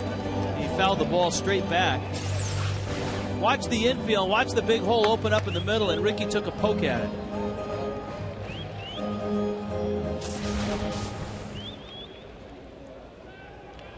If you have a little back control and you're up there and you see the wheel play, if you can just get it on the ground somewhere, you have a good chance of finding a hole. Wheel plays on again, and Ricky again took a shot at it. So, and that's okay. The other reason you put the wheel play on, if you're the Pirates, you do it when you don't have a lot of speed on the bases. So they're figuring they're trying to get the lead runner at third base. If Ricky were to drop down a bunt, it'd make it tough for him to drop down a bunt in the right spot because both the corner guys, both LaRoches are charging. Let's see if they do the wheel play again. Usually not with 2 strikes. And the bunt, Ohlendorf off the mound. Gets the out at first. Nolasco gets the job done. That's a great at bat by Ricky Nolasco. After this one, the Marlins are headed west. I mean, way west. San Francisco Then on to Phoenix. Brett Carroll and Chris Coughlin's first new show. The Hopper, who is a walking encyclopedia in the minor leagues. And more legends of the game with the sweater vest clad Tommy Hutton. Did you pack the sweater vest for San Francisco? That's all I want to know. I believe it's in there. We won't need it in Phoenix. It'll be about 110. I was rushing out of the house this morning. I think it's in there. But our temperatures in San Francisco will be right around 60, in the 50s in the evening. Coughlin up the middle into center field. It'll score one. Helms had to wait to make sure it got through. And Coughlin probably should have been at second base. That relay throw came into the middle of the diamond, and there was nobody there except Ohlendorf, who was out in front of the plate. And I think if Cogs had to do it over again, he would have taken a bigger turn at first. When you take that turn, then you have to kind of pick things up behind you in the infield. He's hit a couple of balls hard. Last time a hard shot to first. Bake comes in to score, and you're right, as the throw came in, if he had seen over his shoulder that there was no cutoff man there, he could have been to second base.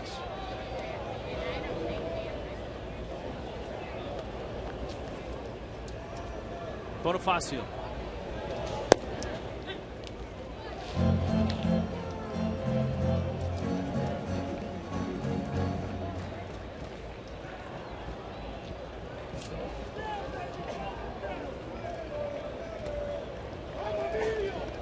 Oh for 2 is Bonifacio.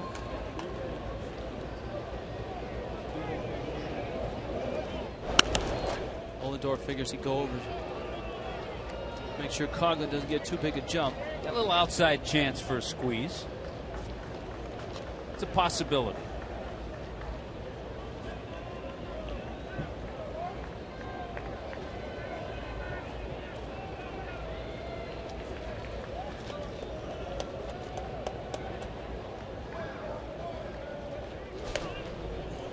Ohlendorf.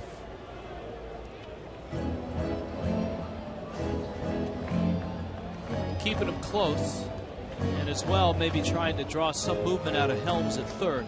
Remember, Chris Coughlin wasn't with the Marlins when the Marlins were in Pittsburgh facing Ohlendorf. Now it's 0-2.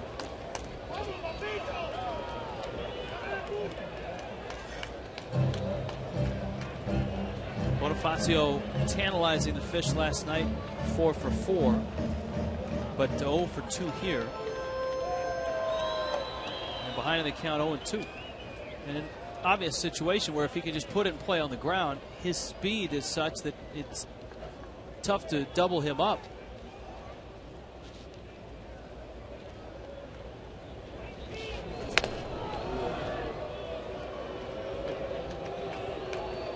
And that's the mindset you want Bonifacio to get himself in, especially in this situation.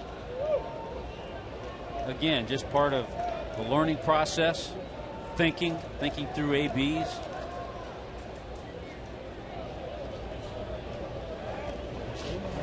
As well, you know, you talked about the possibility of a squeeze. It's not a bad situation for Bonifacio to try to bunt for a hit as well, because at times he's got a better chance of bunting for a hit than he does.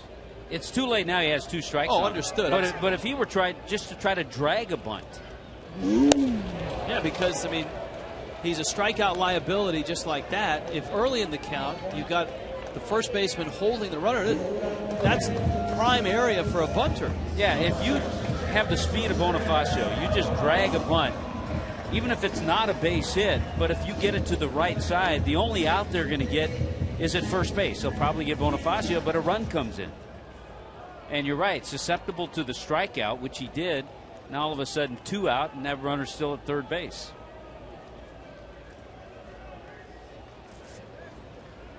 And it's up to Ugla.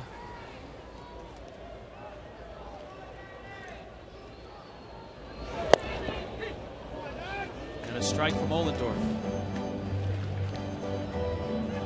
This is an area that has been a struggle for Daniel this year, hitting below 200 right now with runners in scoring position.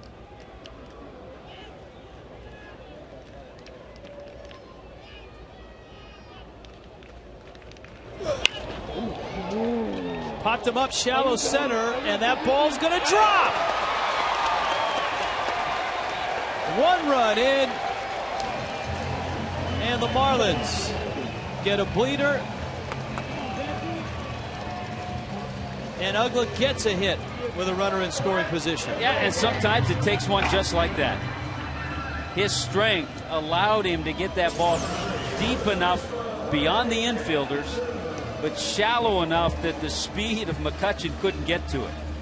So Dan Ugla with RBI number 46 now, and a big 2-out RBI.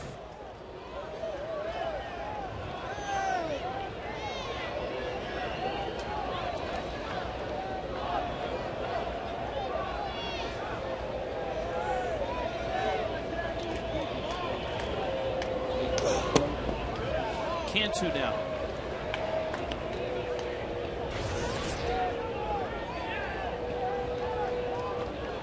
Jorge Cantu has doubled. That was back in the third. Marlins got a run there. 2 in the second, 1 in the third, 2 more here. And Ohlendorf has had his pitch count extended up to 75 now.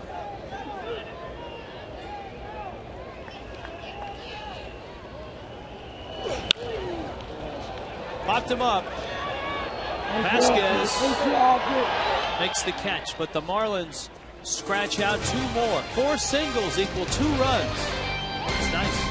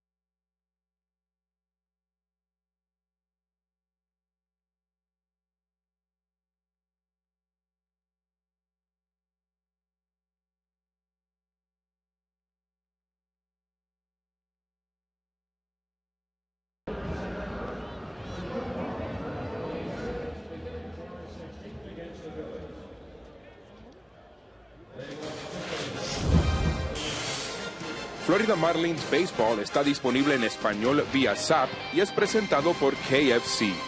Better eat that before it melts. 91 degrees. Hi, guys. Rich, Tommy, 91 grados, huh? How you guys? Nice and cool. Beautiful day. We are ahead. Yeah, not much to dislike about that.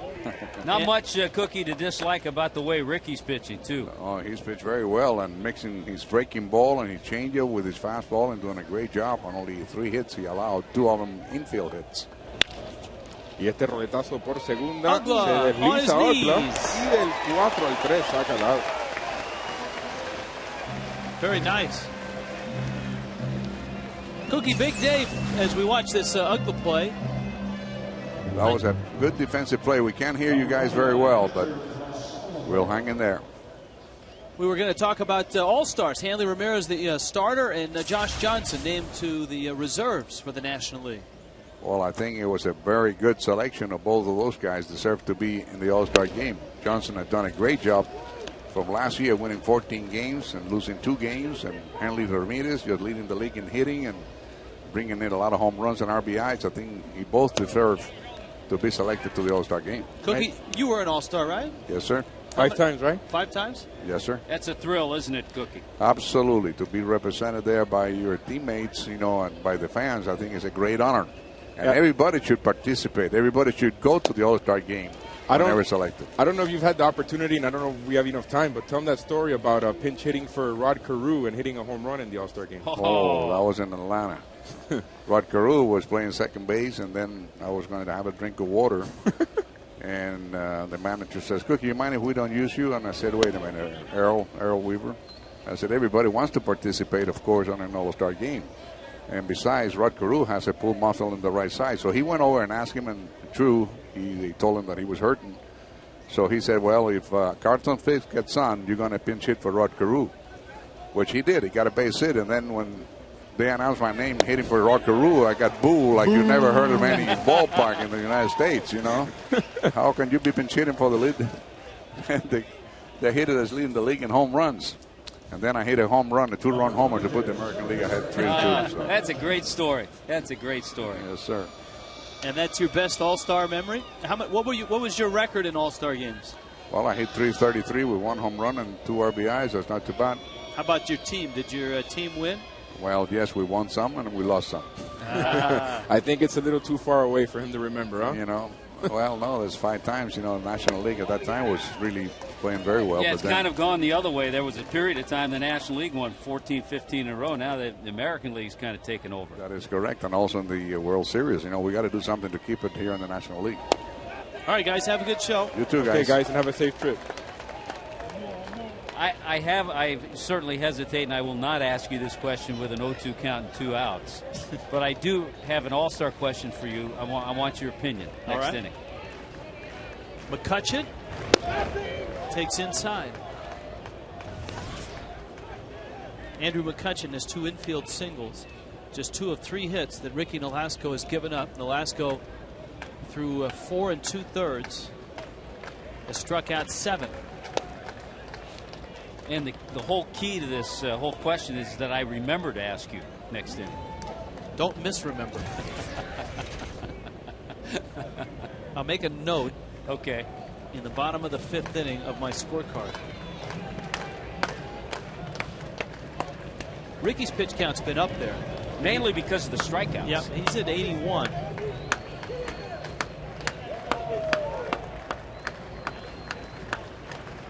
Two. 8 strikeouts. Ricky Nolasco looks like he's in all-star form right now.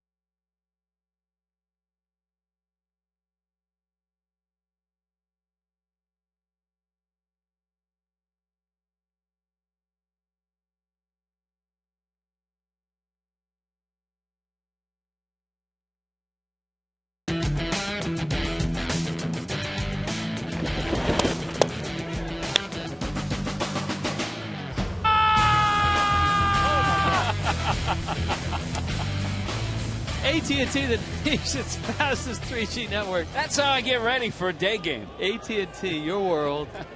delivered. What is that? Some sort of new age therapy there? Yeah, it wakes me up and you too. Looks like, yeah, you could see from that shot. Like you're exercising a demon. Hermida has had a very nice day. Tripled and scored in the second, RBI single, and a stolen base in the third. Now in slow motion, this is what Tommy looks like. Look at the concern in my face.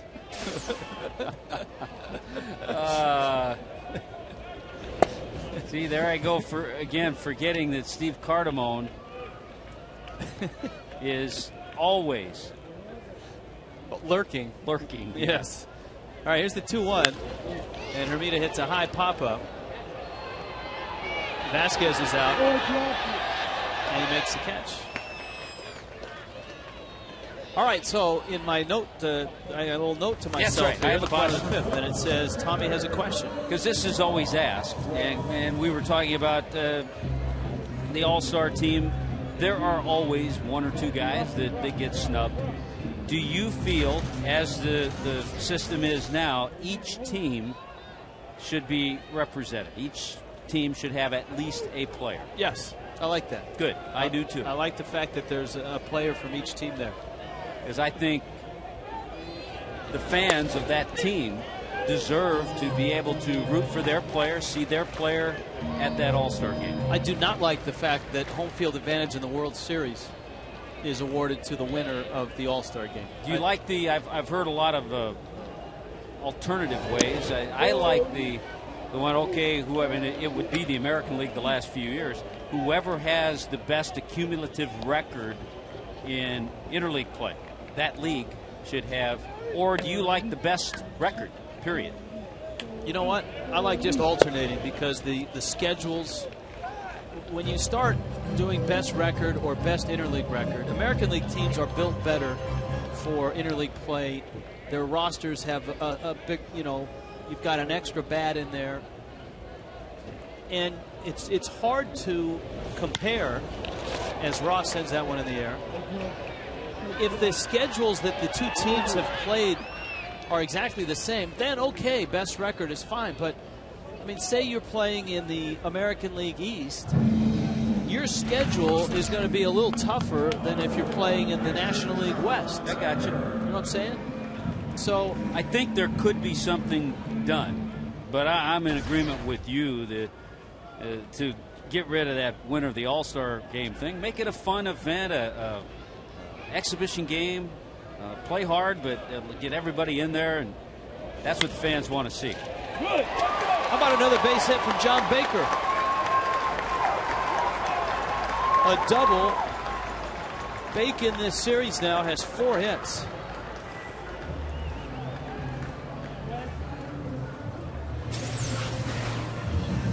Boy, John Baker supplies our checkers double of the game with another nice swing.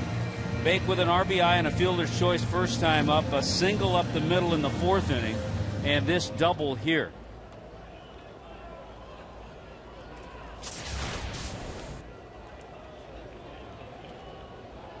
So Baker, a 2-out double. The Marlins have done good work with 2 outs. Yeah, the last time they had a 2-out double, it was Jorge Cantu, and he came in to score on Bermuda's base hit.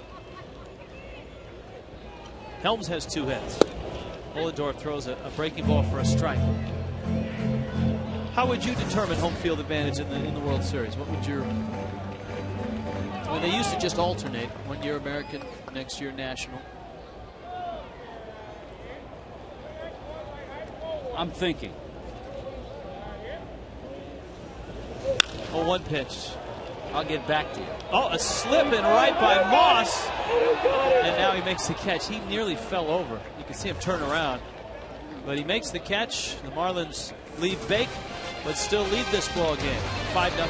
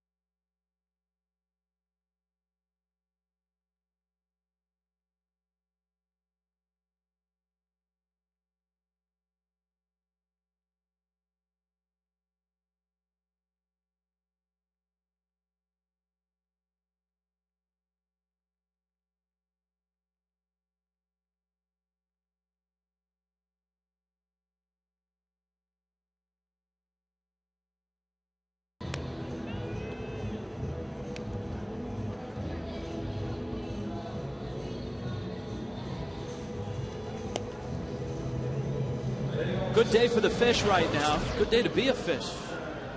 Fish Friday on the 17th. Marlins and Phillies at 7:10. Celebrate Christmas in July in the ballpark. Head to the Strike Zone pregame to visit Santa and win presents. And you can play Billy Bingo for your chance to win a Cody Ross autographed bat. 1-877 Marlins today. The Marlins are going to have to really do some heavy negotiating to get Santa here on a 91-degree day. I mean, yeah, these are vacation days for Santa. Hey, how about Ricky Nolasco today? Just 3 hits, 2 infield hits, 1 3-ball count, 8 strikeouts, and only 1 walk. That went foul back to the screen.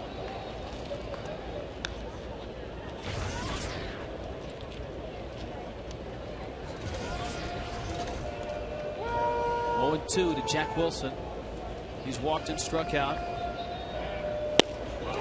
Woof. Fastball blew it by him. 9 strikeouts now for Nolasco. They're not quite sure what to look for because he's used the slow curve for strikeouts. He's used the slider, and this time just blows away Jack Wilson with a great fastball.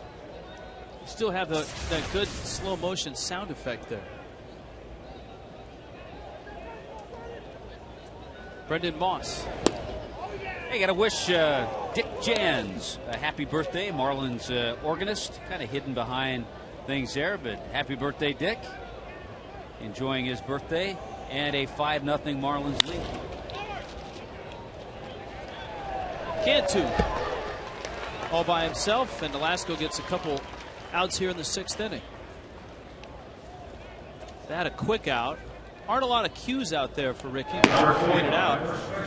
Steven Jackson in the bullpen. When you have a high strikeout total, and Ricky's is 9, it's tough to get all the cues. Yeah, Ricky had 9 in Toronto in that well-pitched game against the Blue Jays. 6 innings, 9 strikeouts in that game against the Blue Jays. His career high is 13. And on the Roche has gone down twice. Not this time. Bonifacio backing up. On Nice the inning. first, the 1, 2, 3, 6. Nolasco sailing along with a 5-0 lead.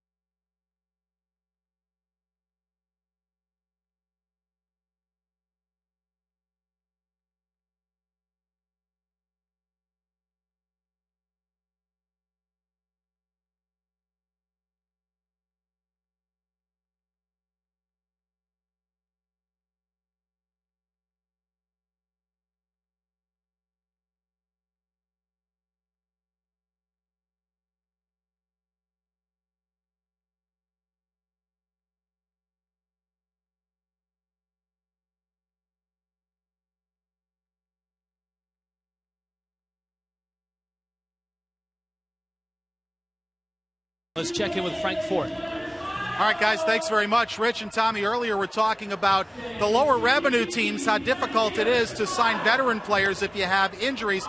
And just to underline that fact, the 2 teams on the field today here at Landshark Stadium are the 2 youngest teams in Major League Baseball. The Marlins average 26 years, 313 days. The Pirates 27 years, 154 days. San Diego, Minnesota, and Arizona are the next youngest teams. But just to underline what you guys were saying before, these are indeed the 2 youngest teams in Big League Baseball. In fact, the Pirates have 8 rookies on their current roster. Rich? All right, Frank, that's good stuff as Ricky Nolasco leads it off. Against the new Pirate chucker. Steven Jackson. Jackson's numbers. What's Kids Sunday? I said chucker. You don't hear that too often. No, you don't. Hey, batter, hum, babe. Chuck that ball. Hey, batter. That would be chatter for the chucker.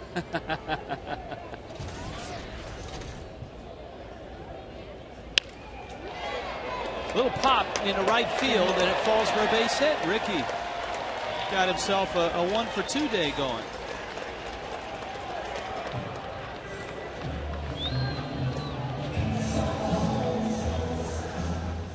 Inside the Marlins, the new affiliates will debut on Friday, 8:30 on Fox Sports Florida. That is before the game on Friday from Arizona. So Frank Fort will travel on to Jacksonville in New Orleans. Frank will have a travel log, I'm sure, as well. That ball in the air, and LaRoche makes the catch. What Frank just talked about, Tommy, with the youth of the Marlins. I know you and I had the day off yesterday. I saw a very good panel discussion on MLB Network with Tom Verducci, the fine writer from Sports Illustrated, Bob Costas, Harold Reynolds, Matt Vasgersian. They were talking about baseball at the halfway point and the state of the game. And one of the points that Verducci made was that there's been a shift in baseball over the last couple of seasons to now the value of youth, the younger players, from 25 to 30, with let's hope the exit of performance-enhancing drugs from the game. I would think the guys that were 33 and 34 and 35 that somehow magically inflated their numbers suddenly aren't able to do that anymore, and could regroup and come back from surgeries and injuries a little faster. And I also think the I don't know if this was discussed in that discussion, but the clampdown and awareness of amphetamines as well. Well, and the funny thing was, it used to be in baseball, the old saying was that you can't really win with a young team. You got to have veterans. That's kind of changing now, because you get into the second half of a long season. Sometimes the veteran teams are now the ones that fade. And so being the youngest team in baseball, having such a young roster, isn't such a bad thing. That's why I think Boston approached things very well this year with their, of course, they could afford to do this, with their pitching staff, their starting pitchers. They have a lot of veterans, but they have an abundance. So if they have to put one or two on the disabled list, just bringing John Smoltz back, an example. Broken bat and out there, but we know that Bonifacio can run, and he beats the relay. Speaking of pitchers on the disabled list, I saw where the Mets are going to get Oliver Perez back sometime next week, possibly Wednesday. And those are the type of teams that you wonder about, the Mets or the Yankees, the team that has veterans. That's when you need to have nice depth, even so you can give those veterans some time off. Even a team like the Cubs is a somewhat veteran team, and play a lot of day games. Ugla. Jackson misses outside. Ugla has an RBI single in the books. It was a pop-up that fell into center field, but a much-needed hit. Ugla just 4 for 19 on this homestand. And in the 3 spot with Hanley getting the day off, and a luxury for the Fish to have 10 hits and 5 runs at this point in the game with Hanley on the bench. Bonifacio, see if he runs. As you pointed out, this situation where you look for him to run, absolutely. It's a day like this where you need everybody else to step it up, because Hanley's been such a producer these last 3 weeks. And a number of guys have today, so that's been a good sign in this game today to give Ricky that 5-0 lead. Not to mention the fact that Ricky Nolasco has been lights out.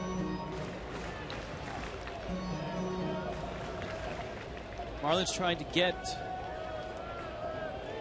to 3 games over.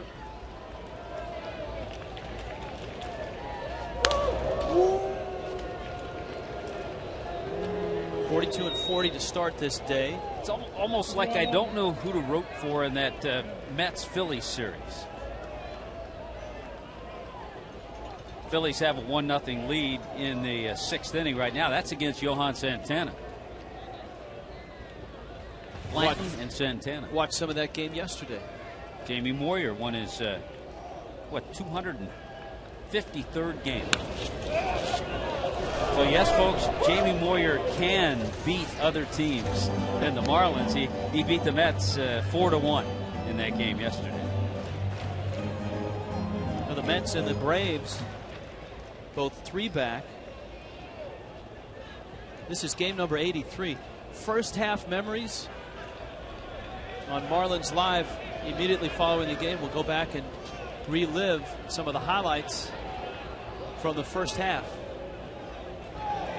Big jump, and Ugla sends it out to right field. Bonifacio lost track of how many outs there were. Yeah, he was headed back to first. Headed back to first base. An embarrassing moment.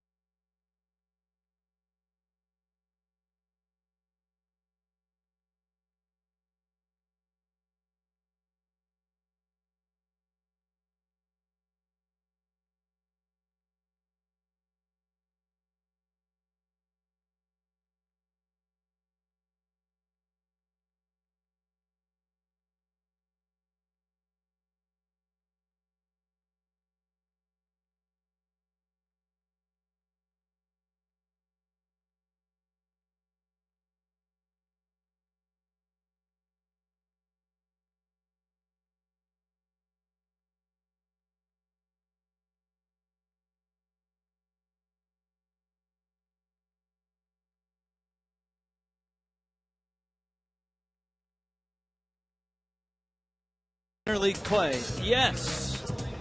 84%. No, 16%. I'm in the 84%. Where are you? I like interleague play. All right. I do. Which National League West city would you like to visit and see a game? It's going to be late night with the Fish. We're headed out to San Francisco and to Phoenix.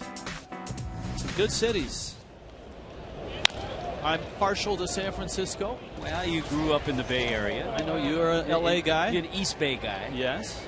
And I grew up in the Los Angeles area, so yeah, we enjoy going out west. But I think both of us might pick San Diego.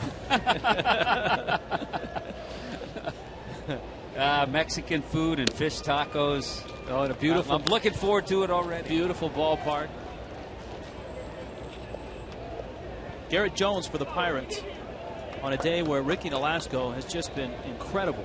Coming into this inning, his last 2 innings, he's just thrown 18 pitches. So the pitch count has been a little bit better. And obviously that 6-pitch inning, last inning, has allowed him to, possibly give Freddie one more right here.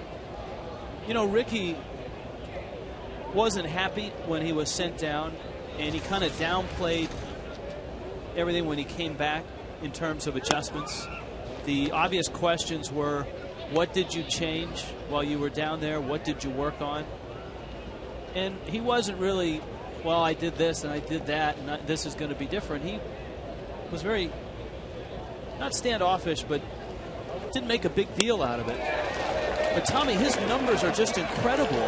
When you look at the first 9 starts, his ERA was 9.08, and he was 2-5. He goes down, he makes 2 starts in the minors. If he wins this game, he would go to 4-1 in 6 starts since coming up. Right now, his ERA is a 1.5 in the 5+ starts. That's incredible. Look out, the bat heads towards Helms. Bonifacio cleans up the ground ball.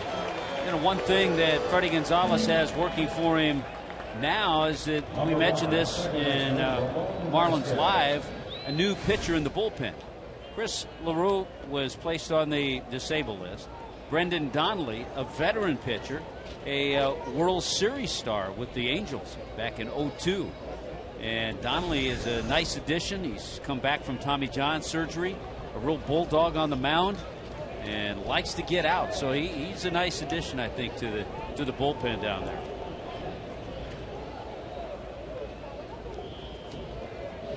Here's Ramon Vasquez. So let's see, Ricky, since his return, 39 2/3 innings. He's given up just 30 hits and has 43 strikeouts and 6 walks during that time. And as you mentioned, a chance to go 4-1 and to bring that ERA down even more, right around the 1.50 area. He's had that. Left-handers haven't had a chance on that slider all day. And it really is a credit to Ricky. To watch that nasty. Looks like it's going to be a fastball. As a hitter, it looks like it's going to be a fastball low, middle of the plate. 1-2 coming. And they just can't lay off of it. Ricky Nolasco has been super. A 10-pitch inning coming off a 6-pitch inning. And right now, a 3-hit shutout.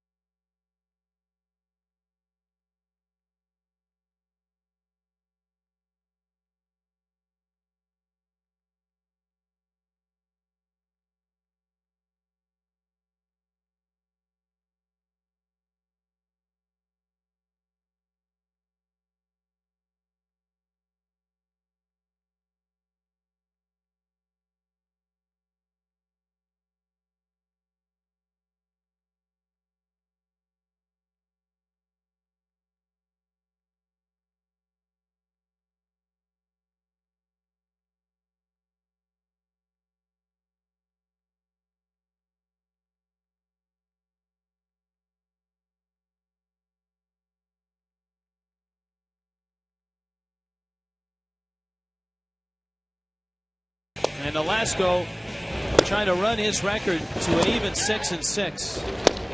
Richie's retired the last 11 batters on 36 pitches.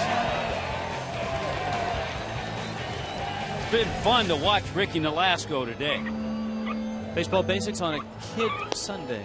He's had the curveball, the Uncle Charlie, the yacker, the hammer. He's had that, but he's had the nasty biting slider as well. That has been a big part of his game. I know family back in California, sure they're watching. Brothers are enjoying this. And it's a real credit to Ricky. We talked about him going down to the minor leagues.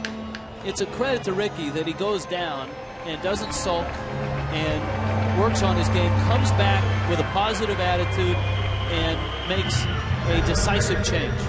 It's humbling to get sent down the way he was and with the start that he got off to.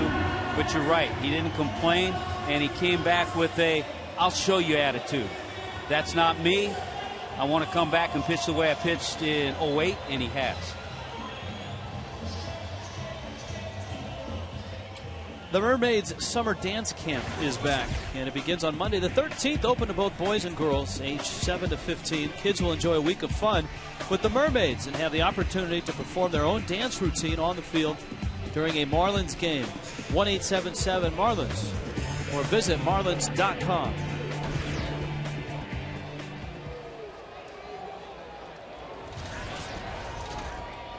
Cantu now. Steven Jackson still out there for the Pirates. This is his second inning of relief. Cantu has doubled in this game.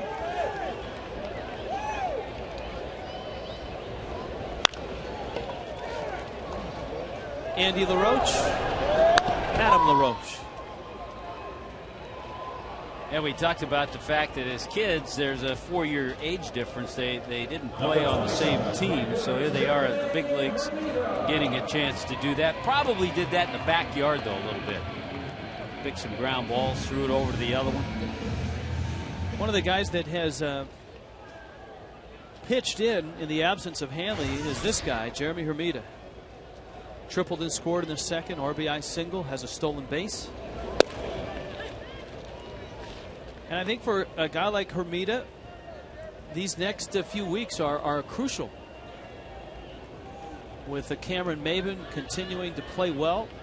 And I guarantee, and players do this, that Jeremy Hermida knows that Cameron Maben's hitting the ball well, playing well.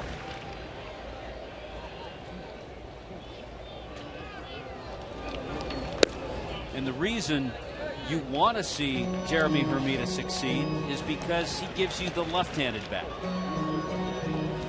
Absolutely. I mean, but you want him to be productive. You're going to see plenty of tough righties, and you love to have the left-handed bat somewhere in your lineup. If you were to promote Maben, and they're not going to promote Maben unless they're going to play him every day. Right. Yeah. But obviously a right-handed bat, and you probably wouldn't want to take Cody Ross out of the lineup the way he's produced. Hermida drives that ball to left center field. Back goes McCutcheon, and he makes the catch. But if Jeremy swings the bat for the next 2.5 months like he's swinging it today, then he doesn't have that much to worry about. Yeah, a lot of things happen if he does that. It helps the ball club, too. Gives them a little more balance. Here is Ross. He's 0 for 2.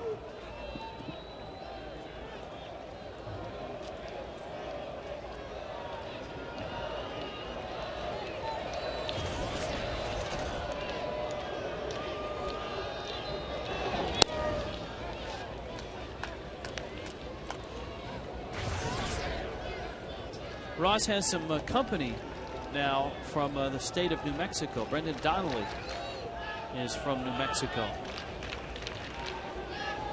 Donnelly from Sandia High School. Out into center, McCutcheon again. And the Marlins are done here in the 7th. On to the 8th. 5-0 Fish.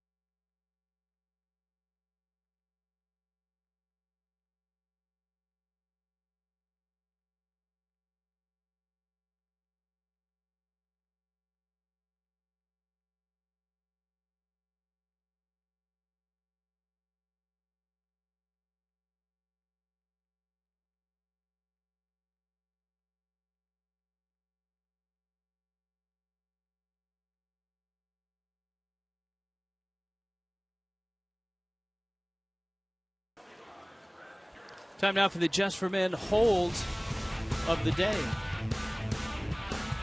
Pirate all-time leaders, Scott Sauerbeck. Graybo with the ball club. Solomon Torres had a long career and a nice run with the Pirates. It's a Grant Jackson sighting. Stay in the game with Just for Men hair color. Brett Carroll's in the ball game defensively in right field.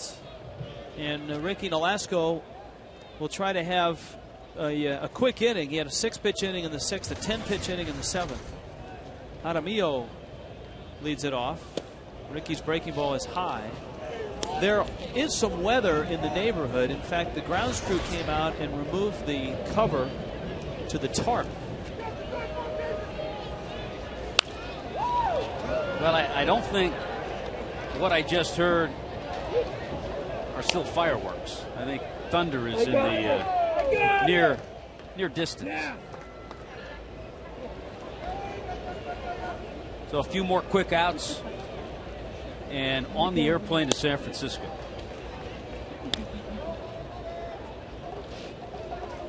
Well, Nolasco has been cruising ever since he put the first 2 runners on. Remember, in the first, a single by McCutchen, a walk to Wilson, and the Pirates were in business, runners first and second, and then from that point on, Nolasco has been dominant. Well, his second 3-ball count leads to his second walk of the game.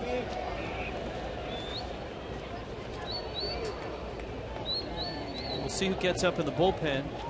Here catcher base pinch hitting on Pittsburgh, number 51, Steve Pierce. Mark Wiley and Freddie Gonzalez discussing.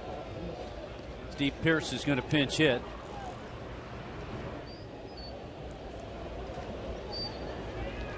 .103 pitches. Wiley about to pick up the phone.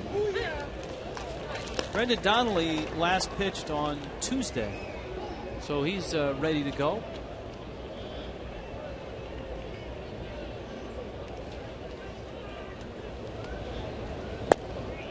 Leo Nunez has been on the shelf the last couple of days with a sore neck. Yeah, he's had a little stiffness in his neck. I think he's available today, but I'm sure Freddie would like to give him one more. That looks like he's going to start getting loose. Well, if his neck is okay, you'd like to see him get some work in so that he's sharp come Monday or Tuesday. And I think you'd like to loosen up that neck on a day like today as opposed to a cool night in San Francisco. Good job today, too, by John Baker, not only picking up a couple of base hits, but handling Ricky Nolasco the way he has. We saw Pierce on Friday night.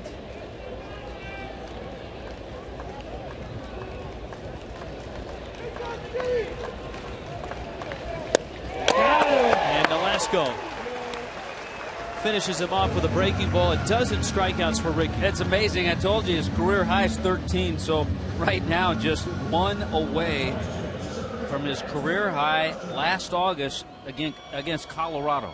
He had 13 strikeouts. McCutchen with 1 out.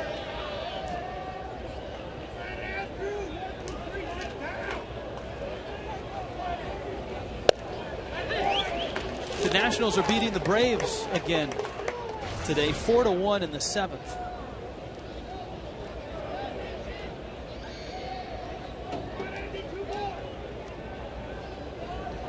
Much has been made about the Marlins' dominance over the Nationals and how it has translated into their record. But remember, everybody in the East plays the Nationals the same amount of times. The Phillies have 10 wins against the Nationals. Good breaking ball there. Well, we told you last night the Nationals a 5-3 win against Atlanta thanks to Adam Dunn's 300th career home run. John Lannon pitched well for Washington last night. Phillies have a 2-0 lead over the Mets in the 8th. Rollins and Utley have homered. Sharp one, might be 2. Uggla's turn. They get the speedster. Nicely done. Helms to Ugla to Cantu. And that would be a nice quick inning for Nolasco.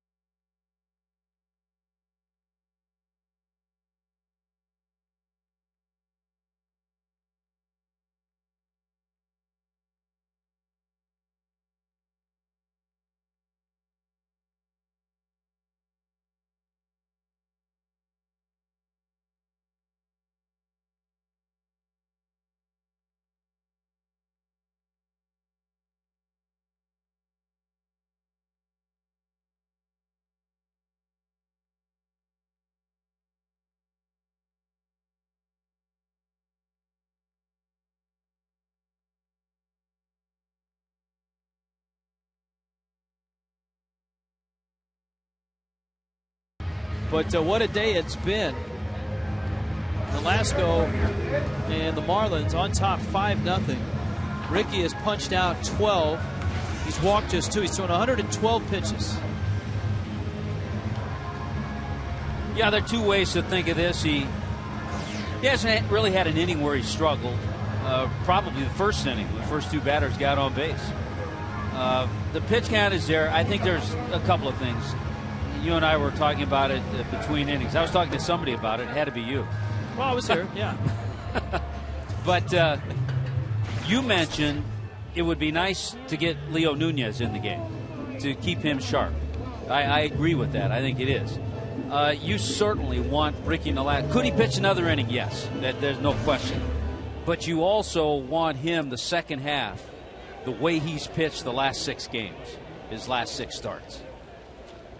And the most pitches he's thrown this year is 112, and that was back in early May. Here's John Baker. That's one of the tantalizing things about the Marlins. If you start thinking about the second half, if the Marlins can hang in the race, be in the race, and get to the postseason, people talk about being built for the postseason, and one of the top requirements for being built for the postseason is having 2 top-flight starters.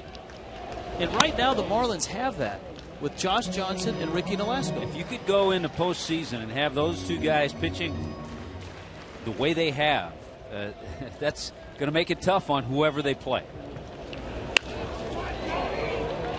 Baker pops one up. A 2-hit day for Baker. Moss battles the sun. We check in with Frank. All right, thanks very much, Rich. You guys mentioned it last inning, and if you weren't with us on Marlins Live, the roster move today, young right-hander Chris LaRue placed on the 15-day DL with shoulder problems. The Marlins signing veteran right-hander Brendan Donnelly. Now, talk about a whirlwind. He had been pitching with AAA in the Houston organization. He flew into town last night. It wasn't just show up at the ballpark today. He underwent 3 hours of physicals, 2 full MRIs on his shoulder and his elbow, comes to the ballpark, and now after the game, of course, he's going to hop on the flight with you guys and go on the road San Francisco and Arizona. So welcome back to the big leagues. Pack your bags and keep your feet moving, guys. Yeah, he'll take it because he's back in the big leagues. I think I talked to him briefly. Frank had a nice interview with Brendan Donnelly. I think he had a situation in his contract where if he could get a big league call, that he could get out of the contract he was with the Astros in AAA. Helms pulls the ground ball. LaRoche throws him out. I talked to Mike Hill, the Marlins Vice President, General Manager. So you went to the right guy. I did. I said, what was the deciding factor for Brendan coming here? And he said it's the most important thing whenever you're you sign somebody in this type of situation, and that's opportunity. He had looked at other bullpens around baseball. He had looked at the Marlins and watched the Marlins a little bit, and he saw that there was really a need for someone like him. Ross glowed at the plate, and he fouls it off. And you know, Donnelly, we talk about the Tommy John surgery that he had and the success that he had with the Angels. He put in half a season, and a good half a season, with the Red Sox in '07 before he was hurt. He appeared in 27 games, had an ERA of 3.05, and was 2-1. And Brendan Donnelly was an all-star, one of the rare middle relievers to make the all-star team back in 2003. Glodes out by a step, or maybe less. 1, 2, 3, go the fish. Let's see if the Marlins can finish it with Leo Nunez.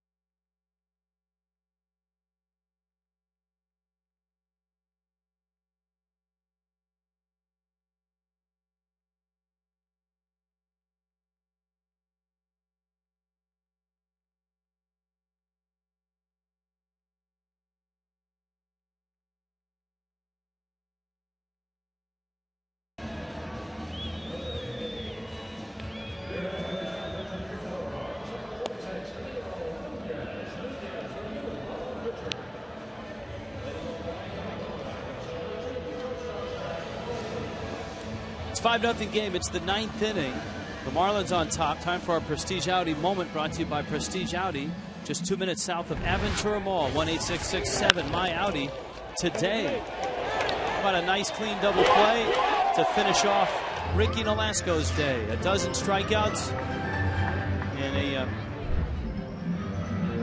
outstanding effort from Nolasco. Just 3 hits for the Pittsburgh Pirates. And out of the bullpen comes Leo Nunez. He is charged with the 9th. Nunez with Jack Wilson, Brandon Moss, and Adam LaRoche. And we've seen, Rich, Freddie Gonzalez mix and match with save situations. Terrific job last night by Dan Meyer to come in and pick up the save. Got a 1-2-3 inning. Pop, shallow left. Bonifacio Coughlin calls him off and makes the catch. And I think Meyer, moving forward, Meyer is probably, in terms of durability, maybe a little more dependable than Nunez is, in a sense where if you made Nunez the closer and had to use him 3 times in a row, I'm not sure if physically he's as dependable right now as Meyer is.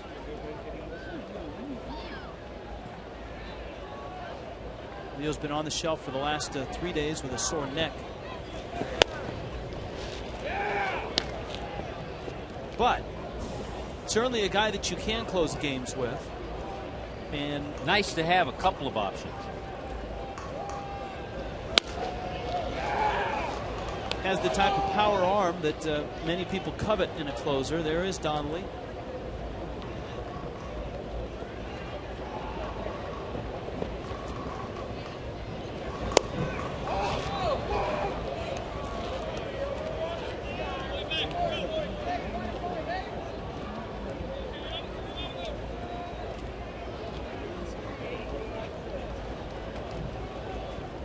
3-0 pitch. Oh, that missed. And Moss walks. Marlins Live follows this one. First half highlights set to music, as only the world's most dangerous tape room can do. So hang in there for that.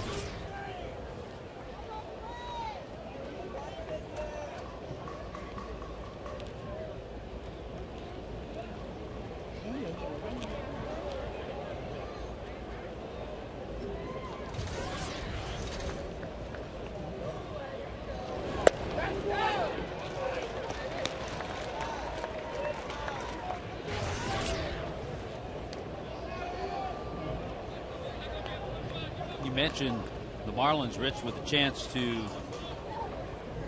go 3 games over 500. You have to go back to April with their nice 11-1 run to see them 3 games over 500. You can see the rain starting, so it would behoove Leo Nunez to get these outs.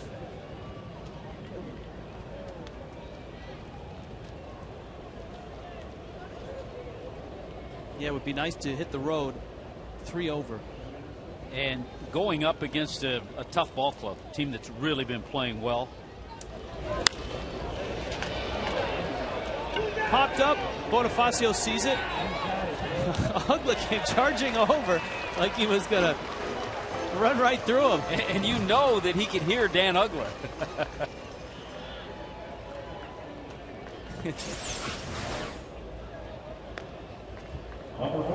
He may have, yeah, you know, if you watch that sequence and you watch Bonifacio's mouth, it looked like he was waving but not talking, and then at the last minute when he called for it, that's when Ugla peeled off. He has fun, doesn't he? He's fun to watch. He enjoys himself out there on the field.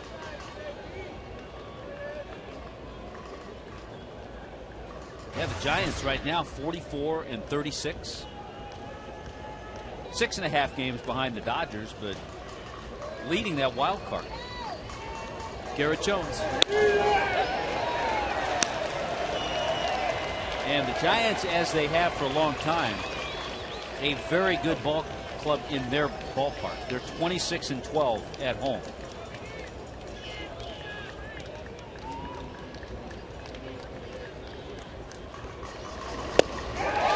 Leo Nunez, 97, dials it up.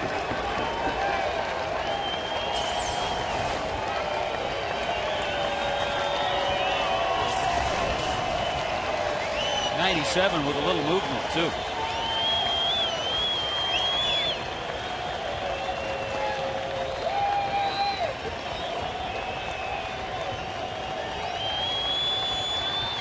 Oh, 2.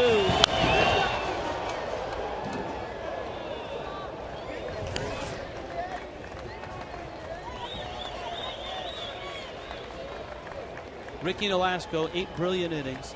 Leo Nunez trying to finish up. The Marlins trying to head out of town 3 over, keeping the pressure on the Phillies.